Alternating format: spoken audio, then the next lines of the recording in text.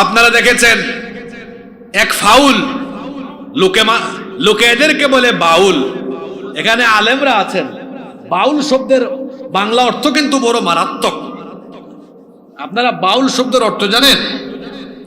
বাউল মানে পেশাব। বাউল মানে কি? হ্যাঁ, নামটাও তাদের নিজেদের নাম চয়েস করছে, খুব সুন্দর। বাউল, বাউল মানে কি? পেশাব। আমি তো বলি যারা এই বাউল গান বা বাউল সমাজের সাথে সম্পৃক্ত, এরা পেশাবের চাইতে আর অনেক নিকৃষ্ট। আপনারা জানলে অবাক হবেন, বাউল তত্ত্ব নিয়ে একটু পড়াশোনা করবেন। এরা কোনো ধর্ম পর্যন্ত মানে না, এবং যৌনাচার, কামাচার, এটাই তাদের মূল তত্ত্ব। এরা এইসব নিয়ে পড়ে থাকে। আপনারা দেখেছেন কিছুদিন আগে আবুল সরকার নামে এক বাউল সরাসরি আমার আল্লাহকে নিয়ে কটাক্ষ করেছে, আল্লাহকে গালি দিয়েছে। এদেশে যারা মুসলমান, আমি আশা করেছিলাম মুসলমানরা এটার তীব্র প্রতিবাদ করবে, কিন্তু আমি দেখলাম কেউ কেউ তাদের নিজেদের স্বার্থে এদের পক্ষাবলম্বন করেছে। আপনারা এখানে যারা আছেন ভাইয়েরা আমার, একটু ভেবে চিনতে বলেন তো, এই দেশে আপনার নেতা, আপনার নেত্রীর নামে কেউ খারাপ কথা বললে আপনার খারাপ লাগে, কিন্তু আপনার রবের নামে, আপনার রসুলের নামে কেউ খারাপ কথা বললে আপনার গায়ে লাগে না, খারাপ লাগে না? সামান্য ভোট আর ক্ষমতার জন্য তাদের পক্ষাবলম্বন করেন। আপনি তো মুসলমান নামধারী নিকৃষ্ট মুনাফিকের কীট। আপনার কাছে নেতা নেত্রী বড় না আল্লাহ রসুল বড়? যারা আল্লাহ রসুলের চাইতে নেতা নেত্রীকে বেশি প্রাধান্য দেয় এবং ভোট আর ক্ষমতার স্বার্থে আল্লাহ রসুলের সম্মানকে যারা খাটো করে আউল বাউল ফাউলদের পক্ষাবলম্বন করে, বাংলাদেশের মানুষ তাদেরকে উচিত জবাব দিবে, কোনোদিনও ক্ষমতার সাথ নিতে দিবে না। আর একটা কথা মনে রাখবেন, সাফ কথা বলে গেলাম, আলেম ওলামাদেরকে সহ্য হয় না, গালিগালাজ শুরু হয়ে গেছে শুনছি। কি গালি দেয়? কয় আলেমরা নাকি ধর্ম ব্যবসায়ী। আপনাকে আজকে আমি ধর্ম ব্যবসায়ীর পরিচয় দিয়ে যাই। বলেন তো, এই দেশে কোনো আলেমকে আপনি যদি 10 কোটি টাকা অথবা বলেন আপনাকে এমপি বানায় দিব, একটা শর্ত শুধু, সেটা হলো আপনার গা থেকে পাঞ্জাবি জুব্বা খুলে ফেলেন, মাথা থেকে টুপি খুলে ফেলেন, আর এই দাড়ি ফেলে দিয়ে ক্লিন শেভ করে হাঁটেন। আপনাদের কি মনে হয় এদেশের কোনো আলেম এই প্রস্তাব গ্রহণ করবে?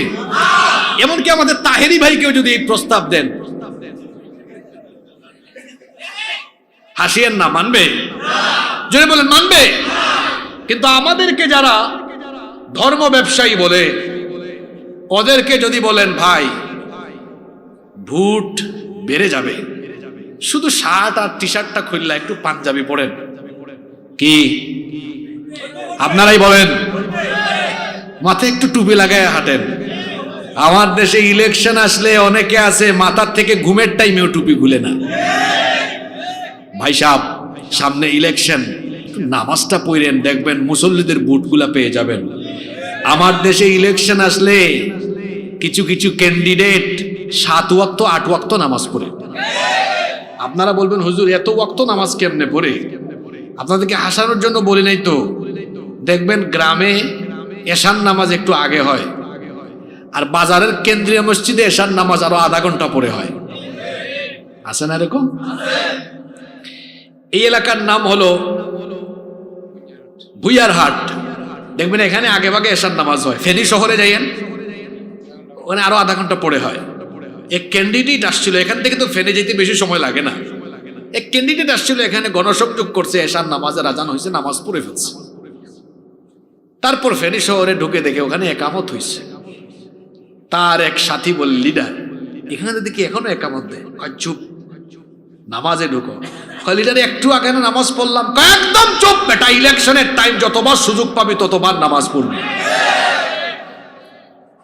বলেন যে কথাগুলো বললাম বাস্তবতার সাথে মিল আছে না নাই? এদেশে আলেমরা টাকার জন্য, ভোটের জন্য লিবাস পাল্টায় না, সুরত পাল্টায় না, বরং আলেমদেরকে যারা ধর্ম ব্যবসায়ী বলে, ওরা ভোটের জন্য, ক্ষমতার জন্য, ওরা ক্ষমতায় যাবার জন্য, ভোটের জন্য লেবাস পাল্টায়, সুরত পাল্টায়। সুতরাং আলেমরা ধর্ম ব্যবসায়ী নয়, যারা ভোটের সিজনে ক্ষমতা পাওয়ার সময়ে লেবাস পাল্টায়, সুরত পাল্টায়, ওরাই হলো এই সমাজের প্রকৃত ধর্ম ব্যবসায়ী। বেটা আমাদেরকে বলো ধর্ম ব্যবসায়ী। তোমার চেহারা আয়নায় গিয়ে দেখো, আয়নায় নিজেদের চেহারা দেখো। আলেমদের সাথে বেয়াদবির ফল এর আগের জালিমদের পরিণতি কি হয়েছে এটা দেখে শিক্ষা নিতে পারেন নাই? আলেমরা যখন কারো বিরুদ্ধে একজোট হয়ে যায়, সেখানে আর টিকে থাকা সম্ভব হয় না, মুশকিল হয়ে যায়। এই মাটি চিনতে হবে, এটা সেই মাটি, এখানে প্রতিদিন ফজরের আজান দিয়ে এই দেশে সূর্য উদয় হয়, সূর্যাস্তের সময় আবারও আজান হয়। এখানে লক্ষ লক্ষ মসজিদ মাদ্রাসা আছে, লক্ষ লক্ষ উলামা মাশায়েখ আছে। এদেশের মানুষ দল মত নির্বিশেষে আলেমদেরকে সম্মান করে, শ্রদ্ধা করে।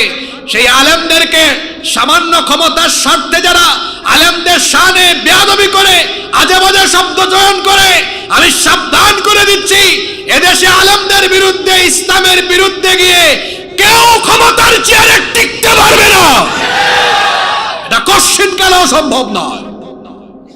এজন্য শব্দ চয়নে সতর্ক হন, আচার ব্যবহারে মার্জিত হন। প্রত্যেককে বলবো, এটা সকলের জন্য, আমি কারো নাম ধরে বলিনি। মজলুম থেকে উত্তরণ হয়ে আবার আমরা কেউ যেন নিজেদেরকে জালেমের ভূমিকায় নিয়ে না যাই। আল্লাহ আমাদেরকে হেফাজত করেন। রব্বুল আলামিন আদমকে বানানোর আগে সর্বপ্রথম তিনি ফেরেশতাদেরকে ডেকে পরামর্শ করেছেন, কিন্তু ফেরেশতারা সেই পরামর্শ সভায় মানুষ বানানোর ব্যাপারে তারা নিষেধাজ্ঞা প্রদান করেছে, মানুষ বানানোর ব্যাপারে তারা আপত্তি প্রদান করেছে। কিন্তু আল্লাহ তাআলা ফেরেশতাদের সেই আপত্তি সত্ত্বেও মানুষকে তিনি সৃষ্টি করার সিদ্ধান্ত নিলেন। অতঃপর তিনি ফেরেশতাকে পাঠালেন, তিনি বললেন, যাও দুনিয়ায় গিয়ে সকল উপাদানের, সকল কালারের, সকল রঙের মাটি সংগ্রহ করো। ফেরেশতা এবার এসে দুনিয়া থেকে সকল রঙের, সকল উপাদানের মাটি সংগ্রহ করলো। আচ্ছা বলেন তো, দুনিয়াতে মাটি কি একরকম নাকি? এখানে এঁটেল মাটি আছে, দোআঁশ মাটি আছে, বালি মাটি আছে, কত রকমের মাটি আছে। কোন কোন মাটি দেখবেন গায়ের মধ্যে, পায়ের মধ্যে লাগলে অত সহজে ছোটে না। বলেন তো এমন মাটি আছে না নাই? ফেরেশতা এসে সকল উপাদানের মাটি সংগ্রহ করলো। সকল উপাদানের মাটি এবার মিশ্রণ ঘটানো হলো। এখানে একটা বিষয় আপনারা মনে রাখবেন, এখানে তাকায় দেখেন, কারো চেহারা একটু সুন্দর, কারো চেহারা একটু কালো। কোন দেশের মানুষ একটু লম্বা, কোন দেশের মানুষ একটু খাটো, কেউ একেবারে মনিটরের মতো কালো, কেউ বা আবার একেবারে হোয়াইট, দেখতে মনে হয় একেবারে শ্বেতরুগের মতো। আদমের ছেলে মেয়েরা এক একজন এক এক কালারের, এক এক বৈচিত্র্যের হলো কেন? কারণ আল্লাহ তাআলা আদমকে সৃষ্টির সময় দুনিয়ার সকল রং এবং উপাদানের মাটির মিশ্রণ ঘটিয়ে আদম আলাইহিস সালামকে বানিয়েছেন। তিনি ছিলেন সকল রং আর উপাদানের মিশ্রণে তৈরি। এই জন্য তার ঘরের ছেলে মেয়েরাও হয়েছে বিভিন্ন কালার আর বিভিন্ন বৈচিত্র্যের। আল্লাহু আকবার। কি করে আদম আলাইহিস সালামকে বানানো হলো? সব মাটিগুলোকে একত্রিত করে ব্লেন্ডিং করা হলো। এবার সেটা ধুলাবালিতে পরিণত হয়ে গেল। সেই ধুলাবালি যুক্ত মাটিতে এবার পানি ঢেলে দেওয়া হলো। এটা এবার কাদা মাটিতে পরিণত হয়ে গেল। দীর্ঘদিন যখন কোনো মাটি কাদায় থাকে, পানিতে থাকে, সেটার মধ্যে একটা গন্ধ হয়ে যায়। এরপরে সেটা গন্ধ মাটিতে রূপান্তরিত হলো। অতঃপর আল্লাহ তাআলা তাপমাত্রা দিয়ে সেটাকে শুকালেন, ঠনঠনে বানিয়ে দিলেন। ঠনঠনে বানানোর আগে আল্লাহ তাআলা নিজের কুদরতি হাতে আদম আলাইহিস সালামের আকৃতি দিলেন, ৬০ হাত লম্বা করে আল্লাহ তাকে বানালেন। এরপরে সেটাকে শুকিয়ে একেবারে ঠনঠনে করা হলো। ইবলিস আসতো আর ভাবতো আল্লাহ কি জানি একটা বানাচ্ছেন। ইবলিস এটা দেখতো। আল্লাহ তাআলা অতঃপর নিজেই আদম আলাইহিস সালামের সেই মাটির তৈরি দেহের ভেতরে রূহ ফুঁকে দিয়েছেন। সুবহানাল্লাহ। রূহ যখন তার ভেতরে ফুঁকে দেওয়া হয়েছিল তখন তিনি একটা হাঁচি দিয়েছিলেন। হাঁচি দেওয়া মাত্রই তিনি বলেছিলেন আলহামদুলিল্লাহ। এজন্য আদমের ছেলেরাও হাঁচি দিলে বলে আলহামদুলিল্লাহ। কেন হাঁচি দিলে আপনারা আলহামদুলিল্লাহ বলেন কেন? আলহামদুলিল্লাহ অর্থ তো আপনারা সবাই জানেন। আলহামদুলিল্লাহ বলে আমরা প্রশংসা করি কার? আস্তে বলবেন না, জোরে বলেন কার? কেন আমরা আল্লাহর প্রশংসা করি? হাদিসে এসেছে হাঁচি হলো আল্লাহর নেয়ামত, এটা আল্লাহর তরফ থেকে আসে। আর হাই ওই যে এটা শয়তানের তরফ থেকে আসে। হাঁচি আল্লাহর নেয়ামত কেন? হাঁচি আল্লাহর নেয়ামত, এটা আজকের বিজ্ঞানও প্রমাণ করে দিয়েছে। আচ্ছা আপনারা বলেন তো, আমরা যে সমাজে বসবাস করি, এই সমাজে এই পরিবেশে ধুলা বালু জার্ম ব্যাকটেরিয়া জীবাণু কম না বেশি? আমরা তো জীবাণুর ভেতরেই বসবাস করি। এই যে আপনারা নিঃশ্বাস গ্রহণ করেন, প্রতিটা নিঃশ্বাসের সাথে এই পরিবেশে বিদ্যমান, পরিবেশে থাকা অনেক জার্ম জীবাণু ধুলাবালু এই নাকের ভেতর দিয়ে ঢুকে ফুসফুস পর্যন্ত চলে যায়, ওখানে গিয়ে জমা হয়ে যায়। এইটা যদি জমে থাকে, এটা যদি আবার রিফ্রেশের ব্যবস্থা না থাকে, আপনি বেশি দিন বাঁচতে পারবেন না, কিছুদিন পর মারা যাবেন। আর এটা যদি রিফ্রেশের জন্য 15 দিন 20 দিন বা 1 মাস পরে পরে হাসপাতালে যাওয়া লাগতো, তাহলে তো আপনার বিরাট একটা খরচ হয়ে যেত। আপনার হাসপাতালে গিয়ে এটা সার্ভিসিং করা লাগে না, এটা পরিষ্কার করা লাগে না। আল্লাহ হাঁচির ব্যবস্থা করেছেন। চিকিৎসা বিজ্ঞানীরা বলেছেন মানুষ যখন হাঁচি দেয়, এক হাঁচির মাধ্যমে 160 মাইল বেগে নাকের ভেতর দিয়ে বাতাস নির্গত হয়। সুবহানাল্লাহ কইতে ইচ্ছে করে না? কি মোটরসাইকেল চালক ভাইরা, আপনাদের গাড়ির গতিবিধি কত? একটু ভালো রাস্তা হলে 70 কিংবা 80, তাই তো? আর হাঁচি যখন দেয় তখন তার নাকের ভেতর দিয়ে 160 মাইল বেগে বাতাস নির্গত হয়। আল্লাহু আকবার। চিকিৎসা বিজ্ঞানীরা গবেষণা করে দেখেছেন, এক হাঁচি যখন 160 মাইল বেগে বের হয় তখন তার ফুসফুসে জমে থাকা কমপক্ষে 5 থেকে 6 হাজার রকমের জীবাণু এক হাঁচির মাধ্যমে আল্লাহ বের করার ব্যবস্থা করে দেন। এজন্য হাঁচি দিলে আমরা কি বলি? আলহামদুলিল্লাহ। এর মাধ্যমে লাভ না লস? লাভ হয়েছে, এই জন্য আমরা বলি আলহামদুলিল্লাহ। আদম আলাইহিস সালাম হাঁচি দিলেন, আল্লাহ তাকে সরাসরি মাটি থেকে বানালেন। আদম আর হাওয়ার ঘরে বাকিরা আমরা হলাম। এখন আমাদের কারো গায়ে কিন্তু আর মাটি নাই। কেন মাটি নাই? পরবর্তী পর্যায়ে দেখা গেল আদমের সন্তানরা তৈরি হচ্ছে, তারা খাদ্য গ্রহণ করছে সরাসরি মাটি থেকে। আমার দিকে তাকান, অনেক তথ্য পাবেন আজকের আলোচনায়, সমসাময়িক অনেক কথাও হবে ইনশাআল্লাহ।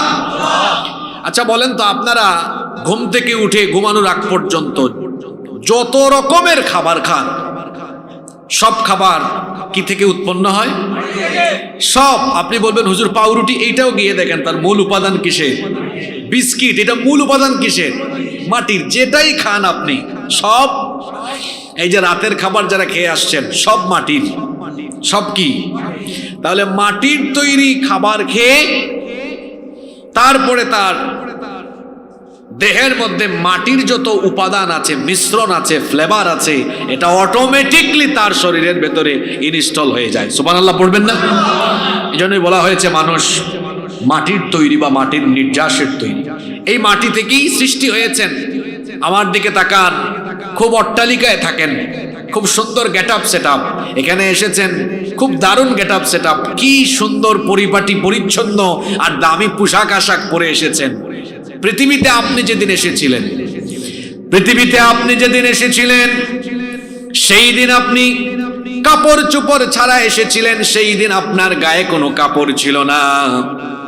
পৃথিবী থেকে যাওয়ার সময় আপনার গায়ে কোনো কাপড় থাকবে না, শুধু সাদা কাফনের কাপড় থাকবে, এছাড়া আর কিছুই থাকবে না। একেবারে নিঃস্ব হয়ে আবার আপনাকে মাটির মধ্যেই যেতে হবে, এই মাটিতে আবার আপনাকে যেতে হবে। এখান থেকে মাহফিল শেষ করে যদি বাড়ি যেতে পারেন, নরম তুলতুলে পরিচ্ছন্ন বিছানায় গিয়ে ঘুমাতে পারবেন।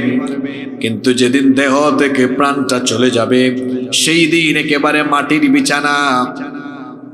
যেই জায়গাটা হলো এমন, নিচে মাটি, ডানে মাটি, বামেও মাটি, উপরে বাঁশের ছাউনি, কোনো লাইট নাই, আলো বাতাস নাই, ফ্যান নাই, এসি নাই, জনমানবহীন তমসাচ্ছন্ন অন্ধকারে আচ্ছন্ন এক কবর। সাইজটাও বড় কম, মাত্র 3.5 হাত। ওখানেই আবার যেতে হবে। সেখান থেকে আবার কিয়ামতের ময়দানে যিনি উঠাবেন, গলার আওয়াজ বড় করে সবাই বলেন, তিনি কে? পৃথিবীতে কবর দেওয়ার পদ্ধতি সর্বপ্রথম আরম্ভ হলো কিভাবে? এখানে আরেকটা জিনিস বলে রাখি, পৃথিবীতে একমাত্র মুসলমানরাই তাদের মৃতদেরকে সম্মানের সাথে দুনিয়া থেকে বিদায় করে। অন্যান্য ধর্মে যারা আছে, আমি তাদেরকে কষ্ট দেওয়ার জন্য বলছি না, বাস্তবতা বলছি আপনাদেরকে। কেউ আছে পুড়িয়ে ফেলে, কেউ আছে একদম চাপামাটি দিয়ে ফেলে, বিভিন্ন রকমের অবস্থা তাদের মধ্যে আছে। কিন্তু দেখবেন আমাদের সমাজে কেউ যখন মারা যায়, আমরা লাশটাকে খুব সম্মানের সাথে ধরি, ঠিক না? খুব সুন্দর করে ঘর থেকে বের হয়ে আমরা বড়ই পাতা মিশ্রিত গরম পানি দিয়ে খুব সুন্দর করে গোসল করাই, কাফনের কাপড় পরাই, আস্তে আস্তে নিয়ে যায়, জানাজা হয়, এরপরে আবার সম্মানের সাথে ধীরে ধীরে কবরে নামায়, খুব সুন্দর কবর করা হয়, সেই কবরে দাফন করা হয়। এরকম সম্মানের সাথে একজন মানুষকে বিদায় দিয়ে কবরস্থ করার প্রক্রিয়া, এত চমৎকার ফর্মুলা একমাত্র ইসলামের ভেতরই রয়েছে। আল্লাহু আকবার। এটা প্রথমে শুরু হয়েছিল কিভাবে? সর্বপ্রথম পৃথিবীতে কাকে কবর দেওয়া হয়? দেখেন, এখান থেকে যুবক ভাইরা একটা শিক্ষা নেন। পৃথিবীতে প্রথমে এসেছেন কে? আদম। বলেন, প্রথমে আসলেন কে? সিরিয়ালে 1 নাম্বার কে? তাহলে তো উচিত ছিল তিনি আগে যাবেন। কিন্তু আশ্চর্য কথা, তিনি আসলেন আগে আর তার ছেলে চলে গেলেন আগে। কি বুঝলেন? পৃথিবীতে আসার সিরিয়াল আছে, যাওয়ার সিরিয়াল। আপনি যুবক মানুষ, মসজিদে আপনাকে পাওয়া যায় না। আপনি বলেন, হুজুর একটু বুড়া হই, চুলদাড়িটা সাদা হোক না, তারপরে আসবো। কে বলেছে আপনার চুলদাড়ি পাকার সুযোগ হতে পারে? এটা কে বলল আপনাকে? আপনি কি সমাজে দেখেন না, মাঝে মাঝে বাবা তার সন্তানের লাশ কাঁধে নেয়, নানা বা দাদা তার নাতির লাশ কবরে নামায়? এমন চিত্র আছে না নাই? সুতরাং শয়তানের খপ্পরে, শয়তানের ধোকায় পড়বেন না। সর্বপ্রথম পৃথিবীতে যাকে প্রথম কবর দেওয়া হয়, তিনি আদম আলাইহিস সালামের ছেলে, তার নাম হাবিল। জুলে বলেন তো, তার নাম কি? এই ঘটনাটা কোরআন শরীফে আল্লাহ খুব সুন্দর করে বর্ণনা করেছেন। ঘটনাটা কি বলবো? কোরআনুল কারীমের 5 নাম্বার সূরা, সূরাতুল মাইদা এর 27 থেকে 31 নাম্বার আয়াত পর্যন্ত আল্লাহ তাআলা এই কাহিনী বড় চমৎকার করে তুলে ধরেছেন।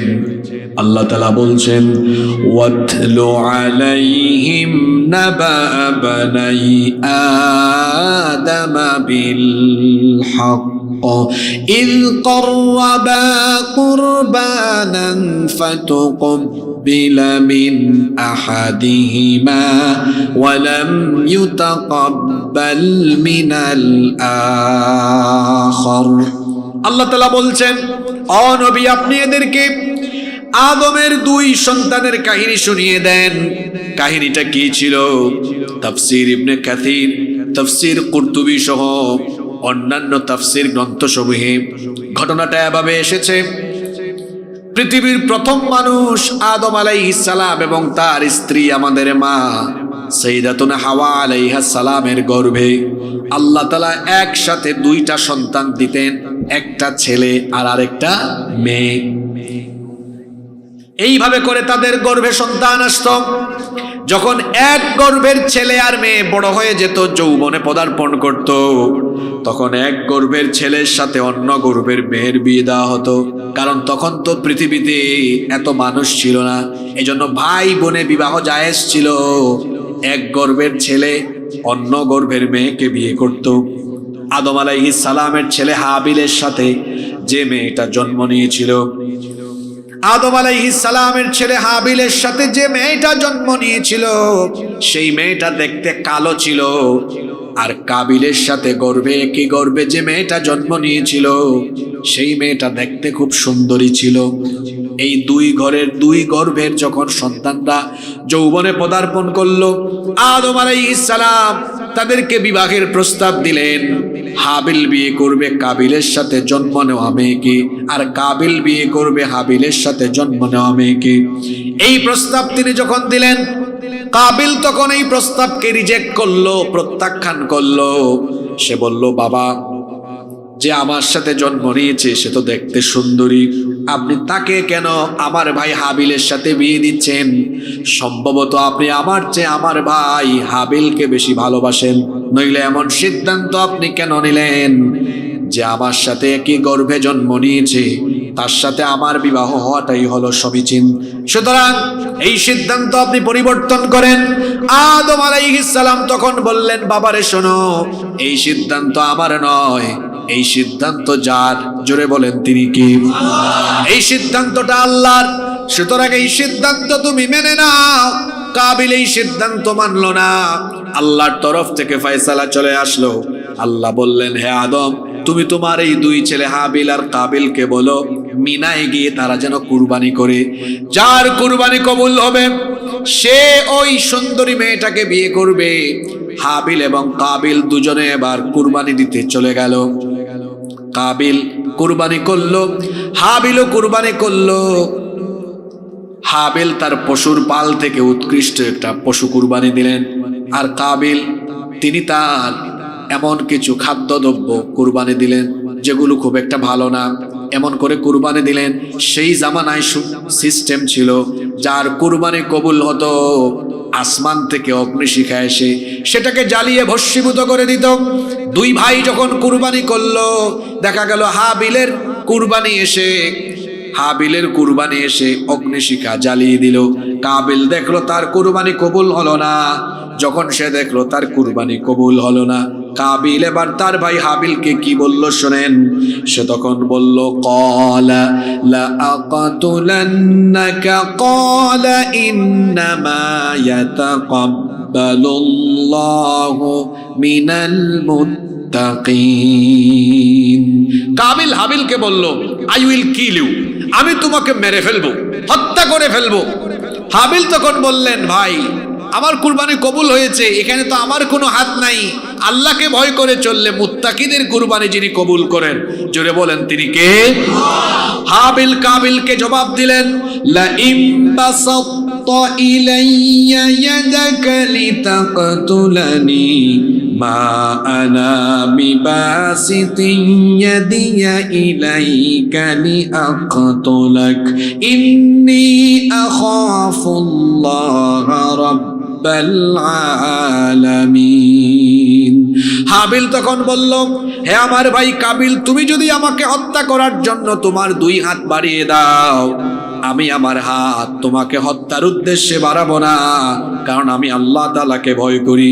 হাবিল আরো বললেন, ইন্নী উরিদু আন তাবুআ বিইসমি ওয়া ইসমিকা ফাতাকুনা মিন আসহাবিন নার ওয়া যালিকা জাযাউদ যালিমিন।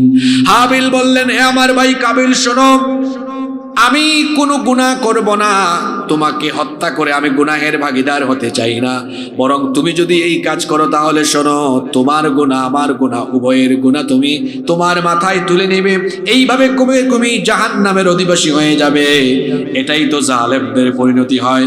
দেখা গেল হাবিল তার ভাই কাবিলকে এত সুন্দর সুন্দর নসিহত করার পরেও তার কর্ণপাত হলো না। আমাদের সমাজে এমন বহু মানুষ আছে, হেদায়েতের বাণী তাদের কান দিয়ে ঢুকে না, সত্য কথা কান দিয়ে ঢুকে না, দিলে লাগে না। বলেন তো এমন মানুষ আমাদের সমাজে আছে না নাই?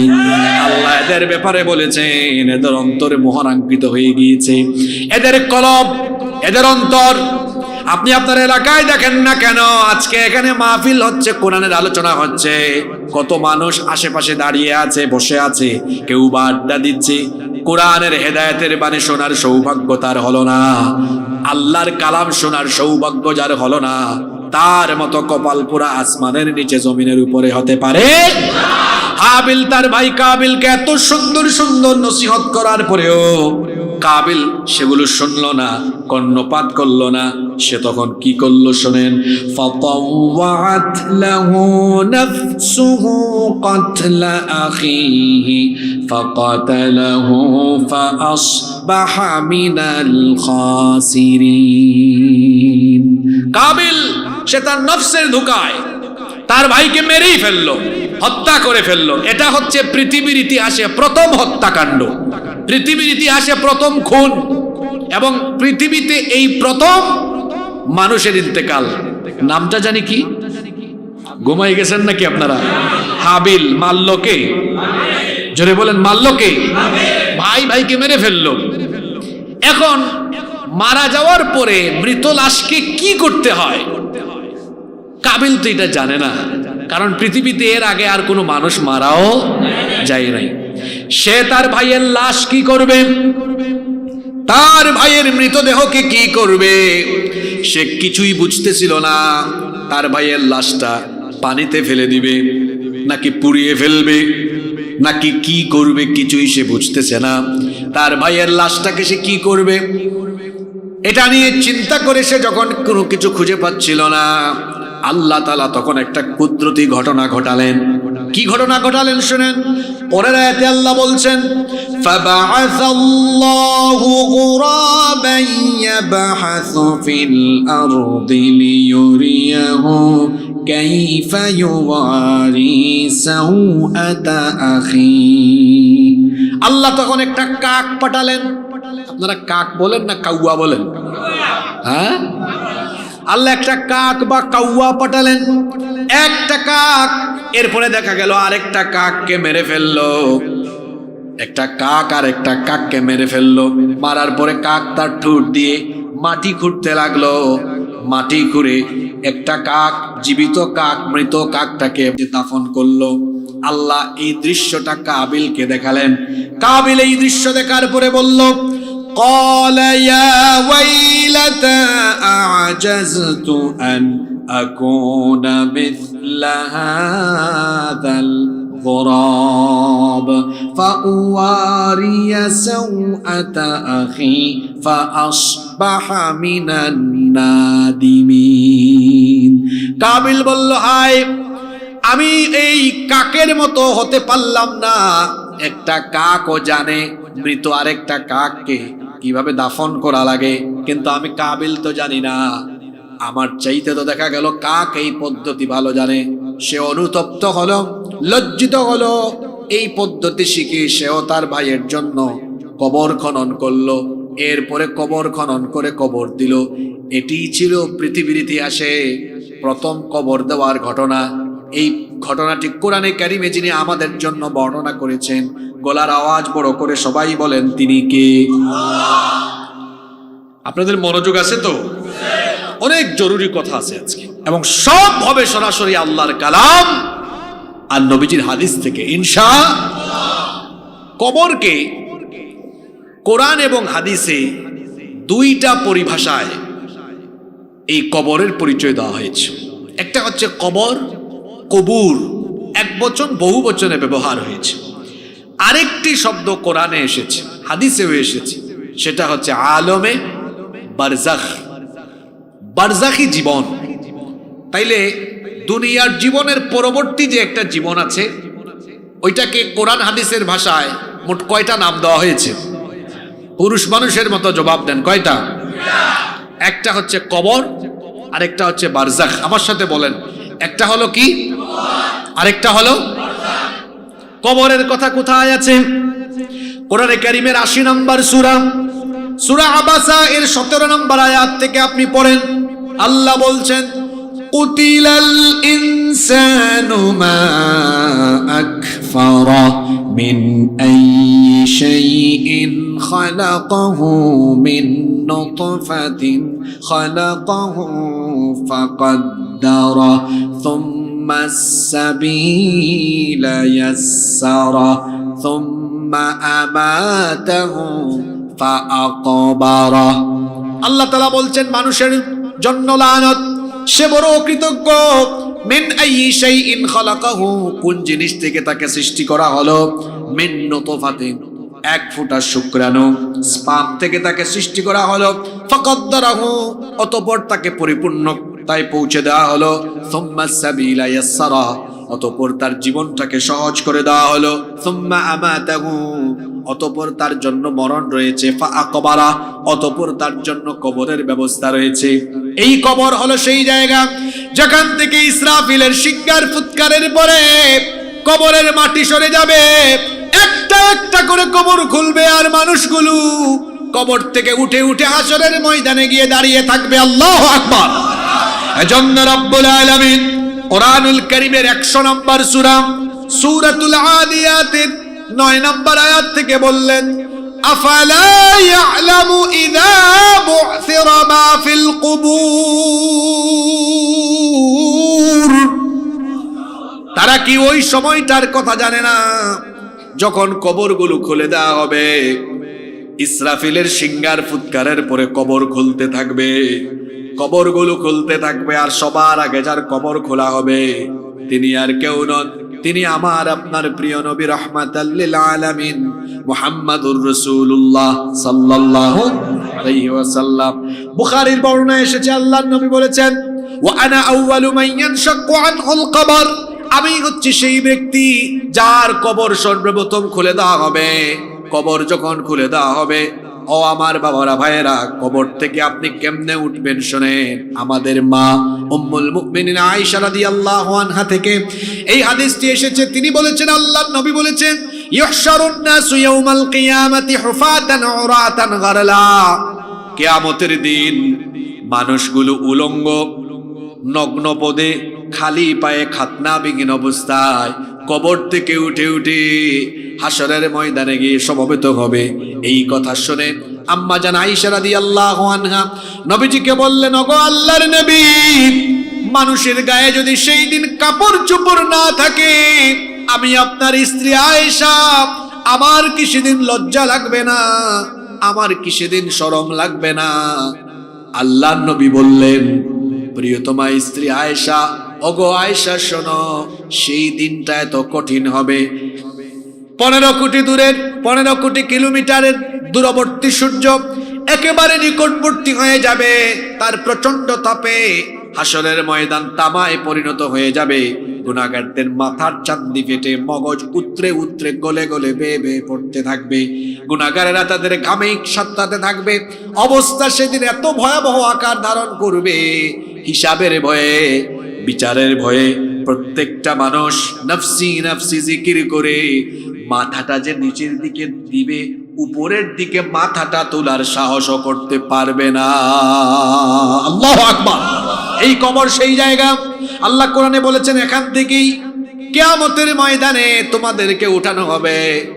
আবার দুনিয়ার জীবনের পরবর্তী এই জিন্দেগির আরেকটা নাম হলো বারজাখী জীবন। এটা কোথায় আছে? কোরআনে কারীমের 23 নম্বর সূরা, সূরা আল মুমিনুনের 100 নম্বর আয়াতের শেষাংশে আল্লাহ বলেছেন, ওয়া মিন ওয়ারাইহিম বারযাখুন ইলা ইয়াউমি ইউবাসুন। আল্লাহ তাআলা বলছেন, আর পুনরুত্থান দিবস পর্যন্ত তাদের জন্য বারজাখী জীবন রয়েছে। আমার দিকে তাকান, বারজাখ এই শব্দটা বাংলা না ইংরেজি? আরবি। এটার অর্থ কি? পর্দা। এই যে দেখছেন না আপনারা, পর্দা, জবনিকা, অন্তরায়, এটা একটু পাতলা আছে, ওই যে দেখা যায় লাইট জ্বলতেছে। কিন্তু কবর, এটাকে বারজাক কেন বলা হয়? এটা হলো পর্দার আড়ালের জগৎ। ও আমার বাবারা, যুবক ভাইয়েরা শোনেন, আপনি এই যন্ত্রটা হাতে নিলেই গোটা ওয়ার্ল্ডের খবর 1-2 মিনিটে নিয়ে ফেলতে পারবেন। সুযোগ আছে না নাই? কিন্তু পৃথিবীতে এমন কি কোনো যন্ত্র আছে যেটা দিয়ে আপনার এলাকার নিকটবর্তী কবরস্থানের 3.5 হাত কবরের ভেতর কি হয় এই পরিস্থিতি জানার মতো কোনো ব্যবস্থা কি পৃথিবীতে আছে? জোরে বলতে হবে, আছে। তাহলে এটা হলো আমাদের অদৃশ্যের জগৎ। এজন্য এটাকে আরবিতে বলা হয় যে বারজাখ। এটা আলাদা এক জগৎ, যেই জগতের খবর একমাত্র আল্লাহ ছাড়া আর কেউ জানে। বারজাখ মানে যে পর্দা। আপনি অন্য আয়াতে যান, কোরআনে কারীমের 55 নম্বর সূরা, সূরাতুর রহমানের 19 নম্বর আয়াত থেকে আল্লাহ বলছেন, মারাজাল বাহরাইনি ইয়ালতাকিয়ানি বাইনাহুমা বারযাখুন লা ইয়াবগিয়ান ফাবিআইয়ি আলা'i রাব্বিকুমা তুকাযযিবান। মাদ্রাসার ছাত্রদেরকে অনেকে মনে করে হুজুররা কি জানে, আর মাদ্রাসার ছেলেরাও একটু পিছিয়ে আছে। ভাই, তোমরা পড়াশোনা করো, আল্লাহর কালাম। এখানে 6000-এর উপরে আয়াত, এর মধ্যে 1500 আয়াত আছে শুধুমাত্র বিজ্ঞানের ব্যাপারে। আল্লাহু আকবার, কি সায়েন্টিফিক আয়াত! মেরিন সায়েন্স নিয়ে যারা পড়াশোনা করে, তারা অবাক হয়ে যাবে এই আয়াত শুনলে।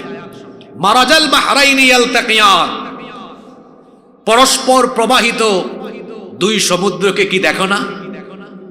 একটার পানি এক কালারের, আরেকটার পানি আরেক কালারের। বাইনাহুমা বারজাখ, শুধু কালার না, কালার না, দুইটা 2 স্বাদের, দুইটা 2। বাইনাহুমা বারজাখ, আমি আল্লাহ এখানে একটা অদৃশ্য পর্দা দিয়েছি যেটা তোমরা খালি চোখে দেখো না। লা ইয়াবগিয়ান, এজন্য একটা আরেকটার সাথে মিশে যায় না। আল্লাহু আকবার। আজকের বিজ্ঞান এটা প্রমাণ করেছে যে সত্যি সত্যি এখানে একটা পর্দা যিনি দিয়েছেন তিনি কে? এখন আমরা আলোচনার গভীরে চলে গিয়েছি, খুব ভালো করে খেয়াল করেন। প্রশ্ন হচ্ছে, এই যে দুনিয়ার জীবনের পরে মানুষকে কবরে বা বারজাখি জিন্দেগিতে যেতে হবে, এটা কেন? এবং এটা কিন্তু খুব লম্বা একটা সময়। আপনারা খেয়াল করেন, আমাদের প্রত্যেকের জন্য 5টা জগৎ আছে। জোরে বলেন, কয়টা? 1, আলমে আরওয়াহ, রুহের জগৎ। আমরা সবাই রুহের জগতে ছিলাম না? জনগণ দিয়ে জনসভা হয়, রুহ দিয়ে রুহ সভা হয়। আমাদের সবাইকে নিয়ে আল্লাহ একটা রুহ সভা করেছিলেন, এটা কোরআন শরীফে আছে। তো একটা রুহ সভা আল্লাহ করেছিলেন, এখানে আপনারা ছিলেন, আমি ছিলাম, সবাই ছিলাম আমরা। আল্লাহ আমাদেরকে একটা প্রশ্ন করেছিলেন, আলাস্তু বিরাব্বিকুম, আমি কি তোমাদের রব নই? আমরা তখন কি বলেছিলাম? বালা, অবশ্যই আপনি আমাদের রব। আমরা এই স্বীকৃতি কিন্তু দিয়ে এসেছি। রুহের জগতে আমাদের ইন্তেকাল হয়ে গেছে। ইন্তেকাল শব্দের অর্থ কি? ইন্তেকাল শব্দের অর্থ হচ্ছে, এই যে দেখেন এই বোতল এখানে আছে, এটা যখন এখানে আনলাম তখন এটাকে আরবিতে বলা হলো যে এটা ইন্তেকাল করলো, মানে এটা স্থানান্তর হলো, এখান থেকে এই জায়গায় ইন্তেকাল হয়েছে। তার ইন্তেকাল মানে হচ্ছে এক স্থান থেকে আরেক স্থানে যাওয়া। তো আমরা আলমে আরওয়াহ থেকে ইন্তেকাল করে আসলাম আলমে আরহাম, রেহেমে, মায়ের পেটে, সেখানেও ইন্তেকাল হয়ে গেছে। আসছি কোথায়? দুনিয়াতে। দুনিয়াতে আমাদের মৌত হয়। এই মৌত কিন্তু একবার মানুষের। জোরে বলেন, মৌত কয়বার? এটাও কোরআনে আছে। লা ইয়াদুকুনা ফিহাল মাউতা ইল্লাল মাউতাতাল উলা। আল্লাহ বলছেন জান্নাতীরা জান্নাতে গেলে দুনিয়ার মতো আর মরবে না, মরণ একবারই। এরপরে জান্নাতে যে ঢুকবে চিরকালের জন্য ঢুকবে। আল্লাহু আকবার। দুনিয়াতে আসলাম 3 নম্বর জগৎ, এরপরে যাব 4 নম্বর জগৎ। এটার নাম কি? কবর বা বারজাখ। কবর বা, এখানে একটা লম্বা সময় থাকবো। কতক্ষণ পর্যন্ত? হাত্তা ইয়াউমাল কিয়ামা, কিয়ামতের দিবস পর্যন্ত। এখন আমার দিকে তাকান। এখন একটা প্রশ্ন হতে পারে, হুজুর এই যে হাজার হাজার বছর, মনে করেন আজকে থেকে 500 বছর আগে যে ব্যক্তি মারা গেছে, এখনো তার বারজাখ চলে, এখনো তার কবর চলে। তাহলে এত লম্বা সময় আল্লাহ কবরে রাখলেন কেন?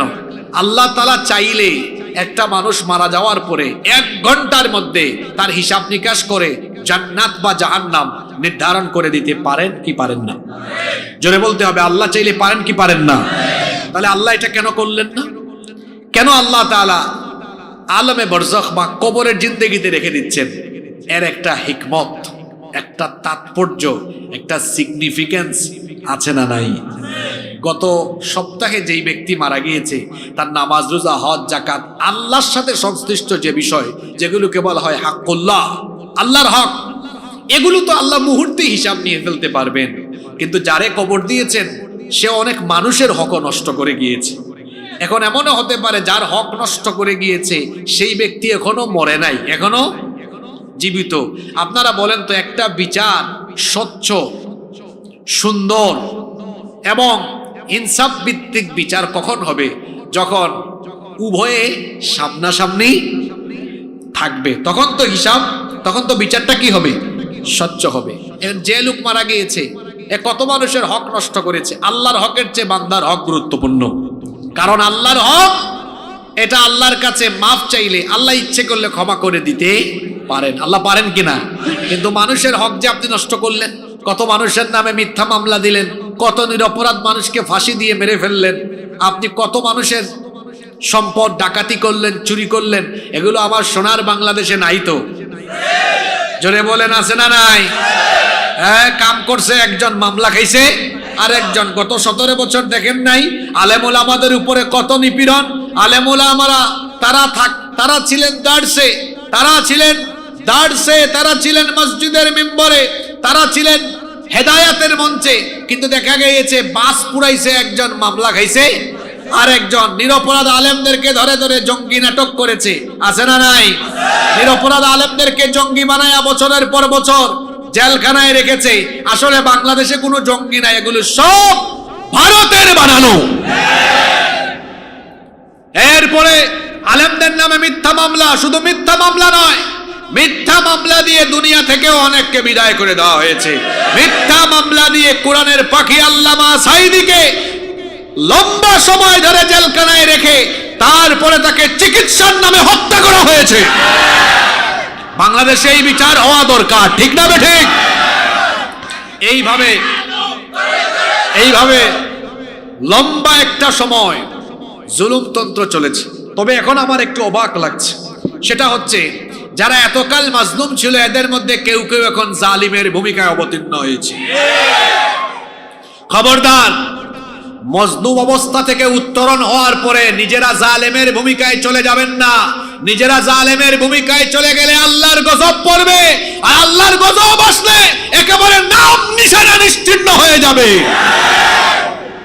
মানুষের উপরে গুলি করে, সন্ত্রাসী কর্মকাণ্ড করে কখনো মানুষের হৃদয়কে জয় করা যায় না। যা শুরু করেছেন তা বন্ধ করেন। মানুষের হৃদয়ে সুন্দর ব্যবহার দিয়ে, অমায়িক ব্যবহার আর সুন্দর আদর্শ চরিত্র দিয়ে মানুষের হৃদয়ের ভেতরে জায়গা করে নেওয়া যায়। আমরা এই হানাহানি, সংঘাত কখনোই আমাদের দেশে কামনা করি না। আমরা চাই এই দেশে শান্তিপূর্ণ সহাবস্থান, সম্প্রীতি, সৌহার্দ্য, সহমর্মিতা, পারস্পরিক সম্মানবোধ নিয়ে আমরা এই সোনার বাংলাদেশে সবাই বসবাস করতে চাই। কিন্তু এর বিপরীতে যারা যাবে, তারুণ্যের চিন্তা ভাবনাকে হিসেব নিকেশ করে আগাতে হবে।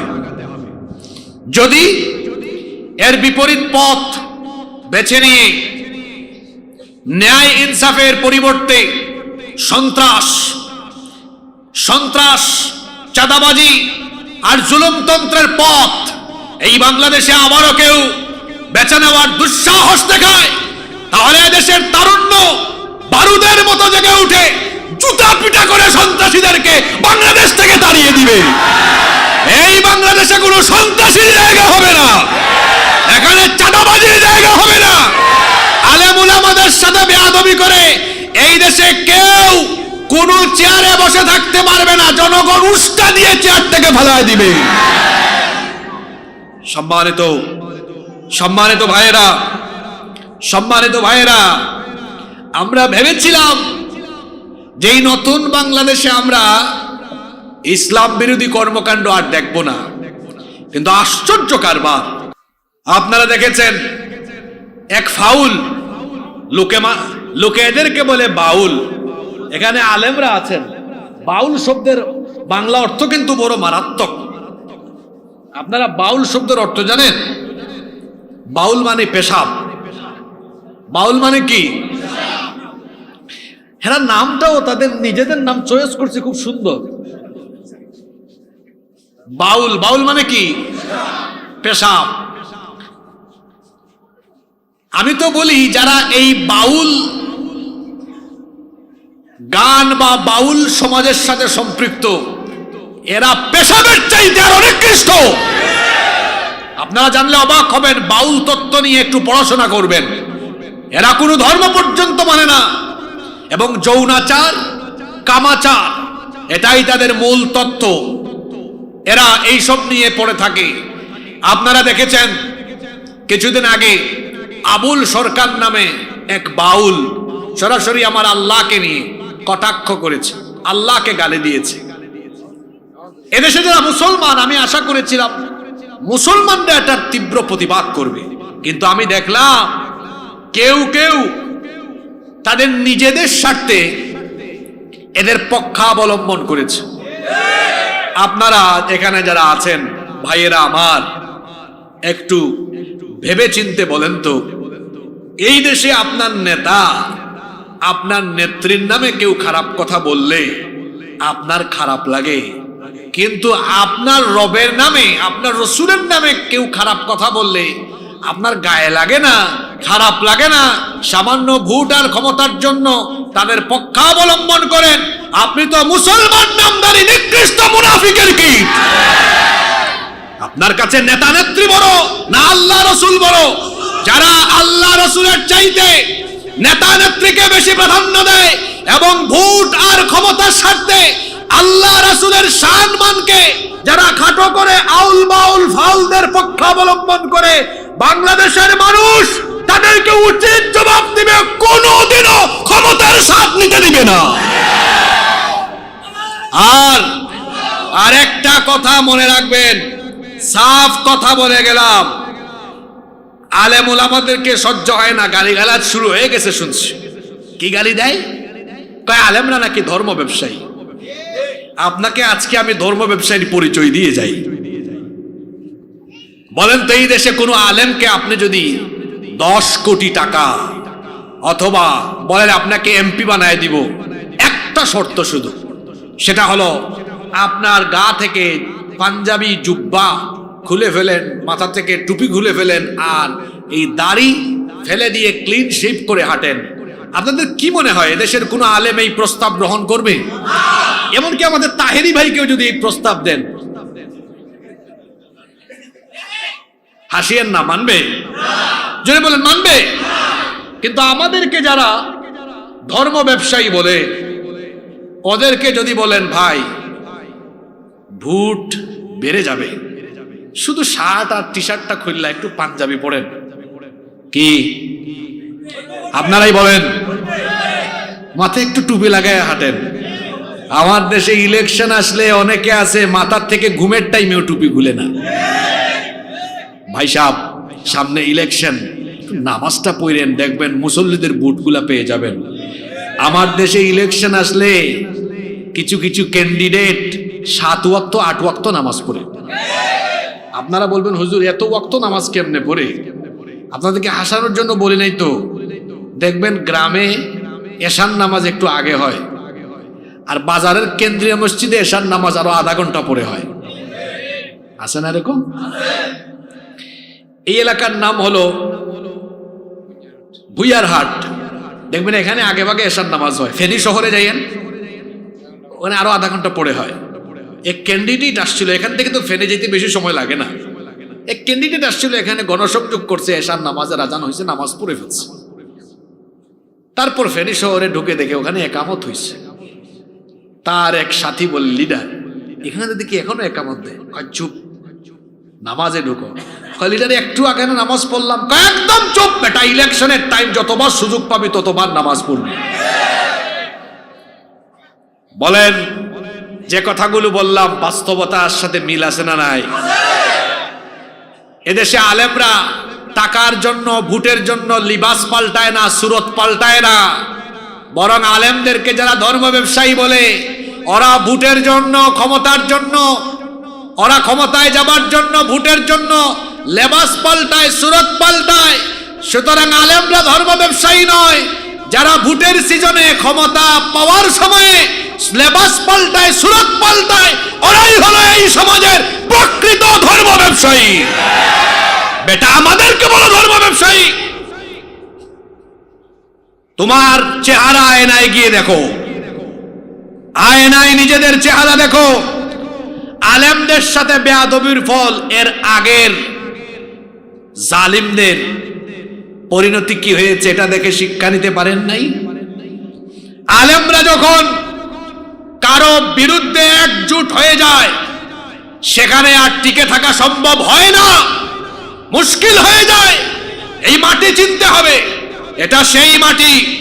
এখানে প্রতিদিন ফজরের আজান দিয়ে এই দেশে সূর্য উদয় হয়, সূর্যাস্তের সময় আবারও আজান হয়। এখানে লক্ষ লক্ষ মসজিদ মাদ্রাসা আছে, লক্ষ লক্ষ উলামা মাশায়েখ আছে। এদেশের মানুষ দল মত নির্বিশেষে আলেমদেরকে সম্মান করে, শ্রদ্ধা করে। সেই আলেমদেরকে সামান্য ক্ষমতার স্বার্থে যারা আলেমদের শানে বেয়াদবি করে, আজে বাজে শব্দ চয়ন করে, আমি সাবধান করে দিচ্ছি, এদেশে আলেমদের বিরুদ্ধে, ইসলামের বিরুদ্ধে গিয়ে কেউ ক্ষমতার চেয়ারে টিকতে পারবে না। এটা কশ্চিন কালেও সম্ভব নয়। এজন্য শব্দ চয়নে সতর্ক হন, আচার ব্যবহারে মার্জিত হন। প্রত্যেককে বলবো, এটা সকলের জন্য, আমি কারো নাম ধরে বলিনি। মজলুম থেকে উত্তরণ হয়ে আবার আমরা কেউ যেন নিজেদেরকে জালেমের ভূমিকায় নিয়ে না যাই। আল্লাহ আমাদেরকে হেফাজত করেন। আমি বারজাকে ছিলাম। কেন আল্লাহ বারজাক রেখেছেন? আল্লাহর হিসাব তো আল্লাহ শেষ করে দিতে পারবেন। এই যে এত মানুষের হক নষ্ট করলো, এরা তো এখনো কেউ কেউ বেঁচে থাকতে পারে। এজন্য বিচারটা এমন হওয়া দরকার যাতে সবাই সামনাসামনি থাকে। এজন্য আল্লাহ কি করলেন? দুনিয়ার শেষ মানুষ আসা পর্যন্ত আল্লাহ তাআলা আসা যাওয়ার সিস্টেম রাখলেন, আর বিচারের জন্য কিয়ামত দিবস রাখলেন। মাঝখানে আল্লাহ তাআলা কবর বা বারজাকের একটা জিন্দেগি রেখে দিলেন। এখানে সবাইকে রাখলেন। ইসরাফিলের সিঙ্গার ফুৎকারের পরে এখান থেকে সবাইকে একসাথে উঠায়া হাসরের মাঠে আল্লাহ বিচার আরম্ভ করবেন। কষ্ট হচ্ছে আপনাদের? এই কবর আমাদের সামনে, মনে রাখবেন, মৃত্যু আমাদের পিছনে, কবর আমাদের। এই কবরের কথা সব সময় স্মরণ করবেন, কারণ কবরের কথা মাথায় থাকলে হারাম থেকে, ফিতনা থেকে এবং গুনাহ থেকে নিজেকে সেফ রাখতে পারবেন। যতই বাহাদুরি করেন না কেন, গাড়ি বাড়ি, ক্ষমতা, আধিপত্য, আভিজাত্য, রুচি সব কিছু রেখে একদিন কবরে যেতে হবে। ভালো করে শুনেন, যে দুনিয়ায় আমরা আছি, এই দুনিয়াটা হলো সম্পূর্ণ একটা মোহ। আপনি আজকে মারা যান, আল্লাহর কসম, আগামী 2 দিনের মধ্যে আপনার ঘরের জিনিসপত্রগুলাও থাকবে না, মানুষ নিয়ে যাবে। আপনার এলাকায় আপনি দেখবেন কেউ মারা গেলে 1-2 দিনের ভেতরে তার ঘরের ব্যবহৃত জিনিসপত্রগুলো মানুষ নিয়ে যায়। 3 দিনের দিন ঘরে ঢুকলে এই ঘরে তার স্মৃতি চিহ্নটুকু, ব্যবহৃত কোনো জিনিস পর্যন্ত থাকে না। বলেন তো আছে না নাই? আশ্চর্যের কথা হলো, আমরা যখন মারা যাব, কেউ আর আমাদের নাম ধরে পর্যন্ত ডাকবে না, বলবে না আব্দুল মজিদকে আস্তে করে নামাও, আব্দুল মজিদকে জানাজা দাও, আব্দুল মজিদকে কবরে নামাও। কেউ ওই কথা বলবে না। বলবে লাশ ধোয়ানোর ব্যবস্থা করো, লাশ দাফনের ব্যবস্থা করো, লাশ জানাজার ব্যবস্থা করো। দেখবেন মানুষ মারা যাওয়ার পরে তার নাম হয়ে যায়, আরো জোরে বলেন, তার নাম কি হয়ে যায়? কি দুনিয়ায় আছি আমরা শুনে। এই মুহূর্তে যদি প্যান্ডেলের ভেতরে আমাদের মরণ হয়, এটা শোনা মাত্রই কিছু লোকের মন খারাপ হবে। বাড়িতে সবাই শুনলে হাউমাউ করে কানবে। কিন্তু কান্না করলে কি হবে? তারা সবাই মিটিং এ বসবে, লাশ কিন্তু বেশিক্ষণ রাখা যাবে না, তাড়াতাড়ি বাইর করো, তাড়াতাড়ি জানাজা দাও।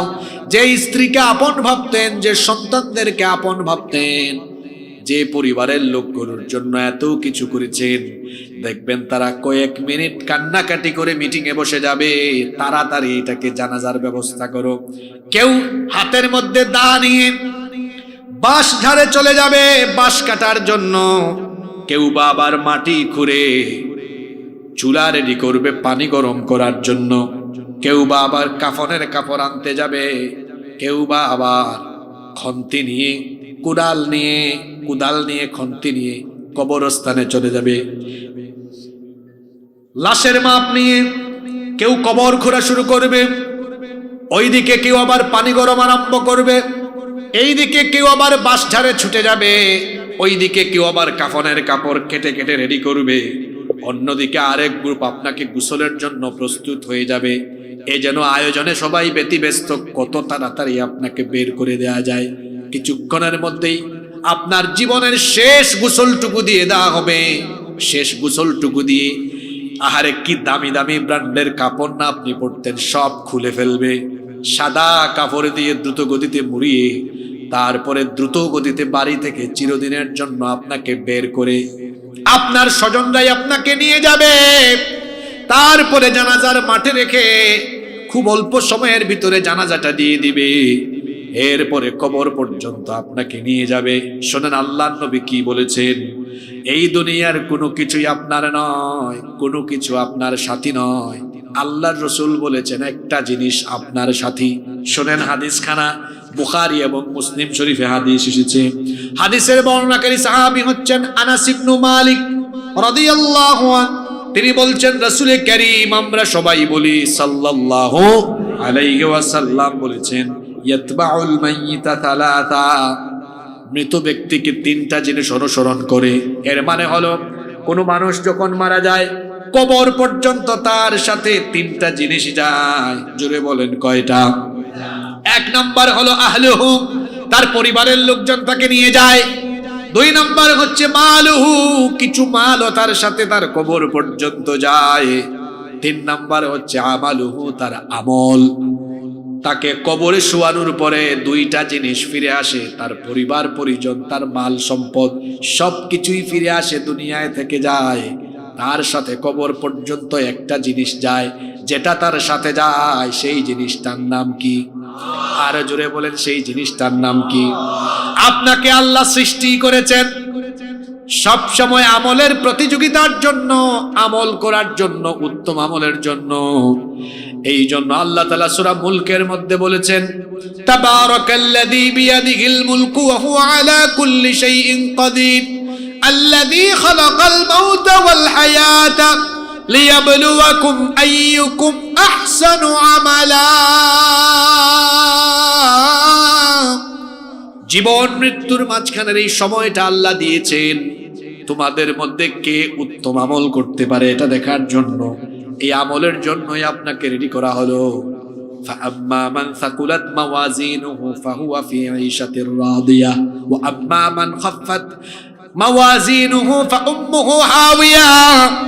সেদিন মিজানের পাল্লায় যার আমল বেশি হবে, নেক আমলের পরিমাণ বেশি হবে, সেই ব্যক্তি সফল হয়ে জান্নাতি হবে। আর মিজানের পাল্লায় যার নেকির পরিমাণ কম হবে, সেই ব্যক্তি ধ্বংস হয়ে যাবে। কিন্তু আমার আপনার সময়গুলো আমল করতে করতে যায় না। বিশেষ করে যুবকেরা আছে, যুবকদের সময় এখন সবচেয়ে বেশি নষ্ট হয় মোবাইলে। মোবাইলের মধ্যে তারা সবচেয়ে বেশি সময় নষ্ট করে। সময় চলে যায় ফুর্তি করতে করতে, সময় চলে যায় চামচামি করতে করতে। এই কথাটা শুনতে বড় খারাপ, কিন্তু আমি প্রায় জায়গায় বলি যুবকরা আছে না ঘুমাই গেছে? বেশিরভাগ যুবকের যৌবন যায় চামচামিতে। কিভাবে? আপনাদেরকে অনেকে টার্গেট করে রেখেছে, কারণ যুবকদের শক্তি বেশি, তো সে তার ক্ষমতার সিঁড়ি হিসাবে বা ক্ষমতায় যাওয়ার জন্য আপনাকে এমন ভাবে টার্গেট করেছে, ডেকে আপনার পকেটে বেশি না 1000-500 টাকার নোট ঢুকিয়ে দিয়েছে, অথবা আপনাকে পদ পদবীর লুপ দেখায়া তারপরে আপনাকে সে ব্যবহার করে তার সামনে পিছনে মোটরসাইকেল শোডাউন করায়। এ যেন আপনাকে সে ইউজ করছে। ও আমার যুবক ভাইয়েরা, ও আমার কলিজার টুকরা ভাইয়েরা, মনে রাখবেন আপনার তারুণ্য, আপনার যৌবন, আপনার এই যৌবনের ঘাম, আপনার শ্রম, শক্তি, সামর্থ্য কোন নেতা নেত্রী দেওয়া গিফট নয়। কোথায় যাচ্ছেন আপনি? এই যে আমি কথা বলছি দেখছেন, শীতের দিন কিন্তু ঘাম বেরোচ্ছে। আমার এতে কেউ আব্বা ডাকলেও তার সামনে পিছনে নিয়ে আমাকে ব্যবহার করে আমার এক ফোঁটা ঘাম সে নিতে পারবে না, আব্বা ডাকলেও পারবে না। কারণ আমার তারুণ্য, আমার যৌবন, আমার শক্তি, সামর্থ্য, ঘাম, রক্ত, এটা কারো চামচামির জন্য আল্লাহ দেন নাই। মনে রাখবেন যুবক ভাইয়েরা, এই তারুণ্য, যৌবন, শক্তি, সামর্থ্য, রক্ত, জীবন দেওয়া হয়েছে কেবলমাত্র আল্লাহর জমিনে আল্লাহর দ্বীন কায়েমের জন্য। সুতরাং আপনার যৌবনকে কারো চামচামিতে না দিয়ে এই যৌবনকে আল্লাহর দ্বীনের পথে, আল্লাহর দ্বীন কায়েমের জন্য উৎসর্গ করে দিতে হবে। যুবক ভাইদেরকে কথাগুলো বলে গেলাম। কোরআন আছে যেদিকে আমরা আছি, কোরআন নাই যেখানে আমরা নাই, আমরা কোরআনের দিকে আছি। আল্লাহ আমাদেরকে কবুল করেন। এই আমল আপনার সাথে হবে, এই যৌবনে আমল করুন। আল্লাহ তো বলেছেন ওয়াশাবুন নাশাআ ফি ইবাদাতিল্লাহ, আল্লাহ রাসূল বলেছেন যৌবনকাল যারা আল্লাহর ইবাদতে কাটাবে সেই যুবকদেরকে আরশে আজিমের ছায়ার নিচে যিনি জায়গা দিবেন তিনি কে? আমলই আপনার সাথী হবে। আমল ছাড়া আর কোনো কিছু আপনার সাথী হবে না। মনে রাখতে হবে আমাদের সামনে যে কবর, যে কবরে আমরা একদিন সবাই চলে যাব, এই কবর হলো আখিরাতের প্রথম মঞ্জিল। এই কবর হলো আখিরাতের প্রথম ধাপ। এই ধাপে যারা পরিত্রাণ পাবে তারাই সফল হবে, আর এখানে যারা আটকে যাবে তারা তো আটকা পড়েই যাবে। এখানে যারা আছেন বিদেশ কে কে গেছেন দেখি হাত তুলেন তো। মাশাআল্লাহ, সব বিদেশি এখানে, হাত নামান। এখানে ওয়াজ করতে মজা হবে। বলেন তো, আপনার বিমানে টিকিট করেছেন বিদেশে যাবেন, কিন্তু যেখানে আটকে গেলে আপনি আর বিমানেই উঠতে পারবেন না, দেশ ছাড়তে পারবেন না, ওই জায়গাটার নাম কি? হ্যাঁ বলেন, ওই জায়গাটার নাম কি? ইমিগ্রেশন। কবর কি? কবর হলো জান্নাত বা জাহান্নাম। আপনি জান্নাতে যাবেন না জাহান্নামে যাবেন, এর ইমিগ্রেশনটা হয়ে যাবে কোথায়? জোরে বলেন কোথায়? কবর হলো এক প্রকার ইমিগ্রেশন, যেখানে দেশের বাইরে গেলে যেমন ইমিগ্রেশন পুলিশ অফিসার আপনার পাসপোর্ট চেক করে, ভিসা চেক করে, প্রয়োজনীয় ডকুমেন্ট সবকিছু চেক করে তারপরে পাসপোর্টে সিল মারে, এরপরে বলেন ইউ ক্যান গো, এখন আপনি যেতে পারেন। ঠিক তেমনি ভাবে কবরেও আপনার ইমিগ্রেশনের জায়গা, এখানেও ফেরেশতা আপনার সবকিছু চেক করবে, চেক করে এরপরে আপনাকে অনুমতি দিবে। এরপরে আপনার জন্য দুইটা রাস্তা হয়, জান্নাত নইলে। এজন্য আল্লাহর নবীর সাহাবীরা কবরের ব্যাপারে পেরেশানি করতেন। তিরমিজি শরীফে হাদিস এসেছে, কানা উসমান ইবনে আফফান ইদা ওয়াকাফা আলা কবরি ইয়াবকি হাত্তা ইয়াবুল্লা লিহিয়াতাহু। হাদিস শরীফে এসেছে আল্লাহর নবীর সাহাবী, আল্লাহর নবীর দুইজন মেয়েকে যিনি বিয়ে করেছেন, উসমান জিন্নুরাইন রাদিয়াল্লাহু আনহু, তিনি যখন কোনো কবরস্থানে যেতেন, কবরের পাশে গেলে হাউ মাউ করে কাঁদতেন। এত বেশি কাঁদতেন তার দাড়ি মুবারক পর্যন্ত ভিজে যেত। তাকে জিজ্ঞেস করা হলো, আচ্ছা আপনি কবরের সামনে আসলে এত কাঁদেন কেন? আল্লাহর রাসূল যখন জান্নাত জাহান্নামের ওয়াজ করেন তখনও তো আপনি এত কাঁদেন না।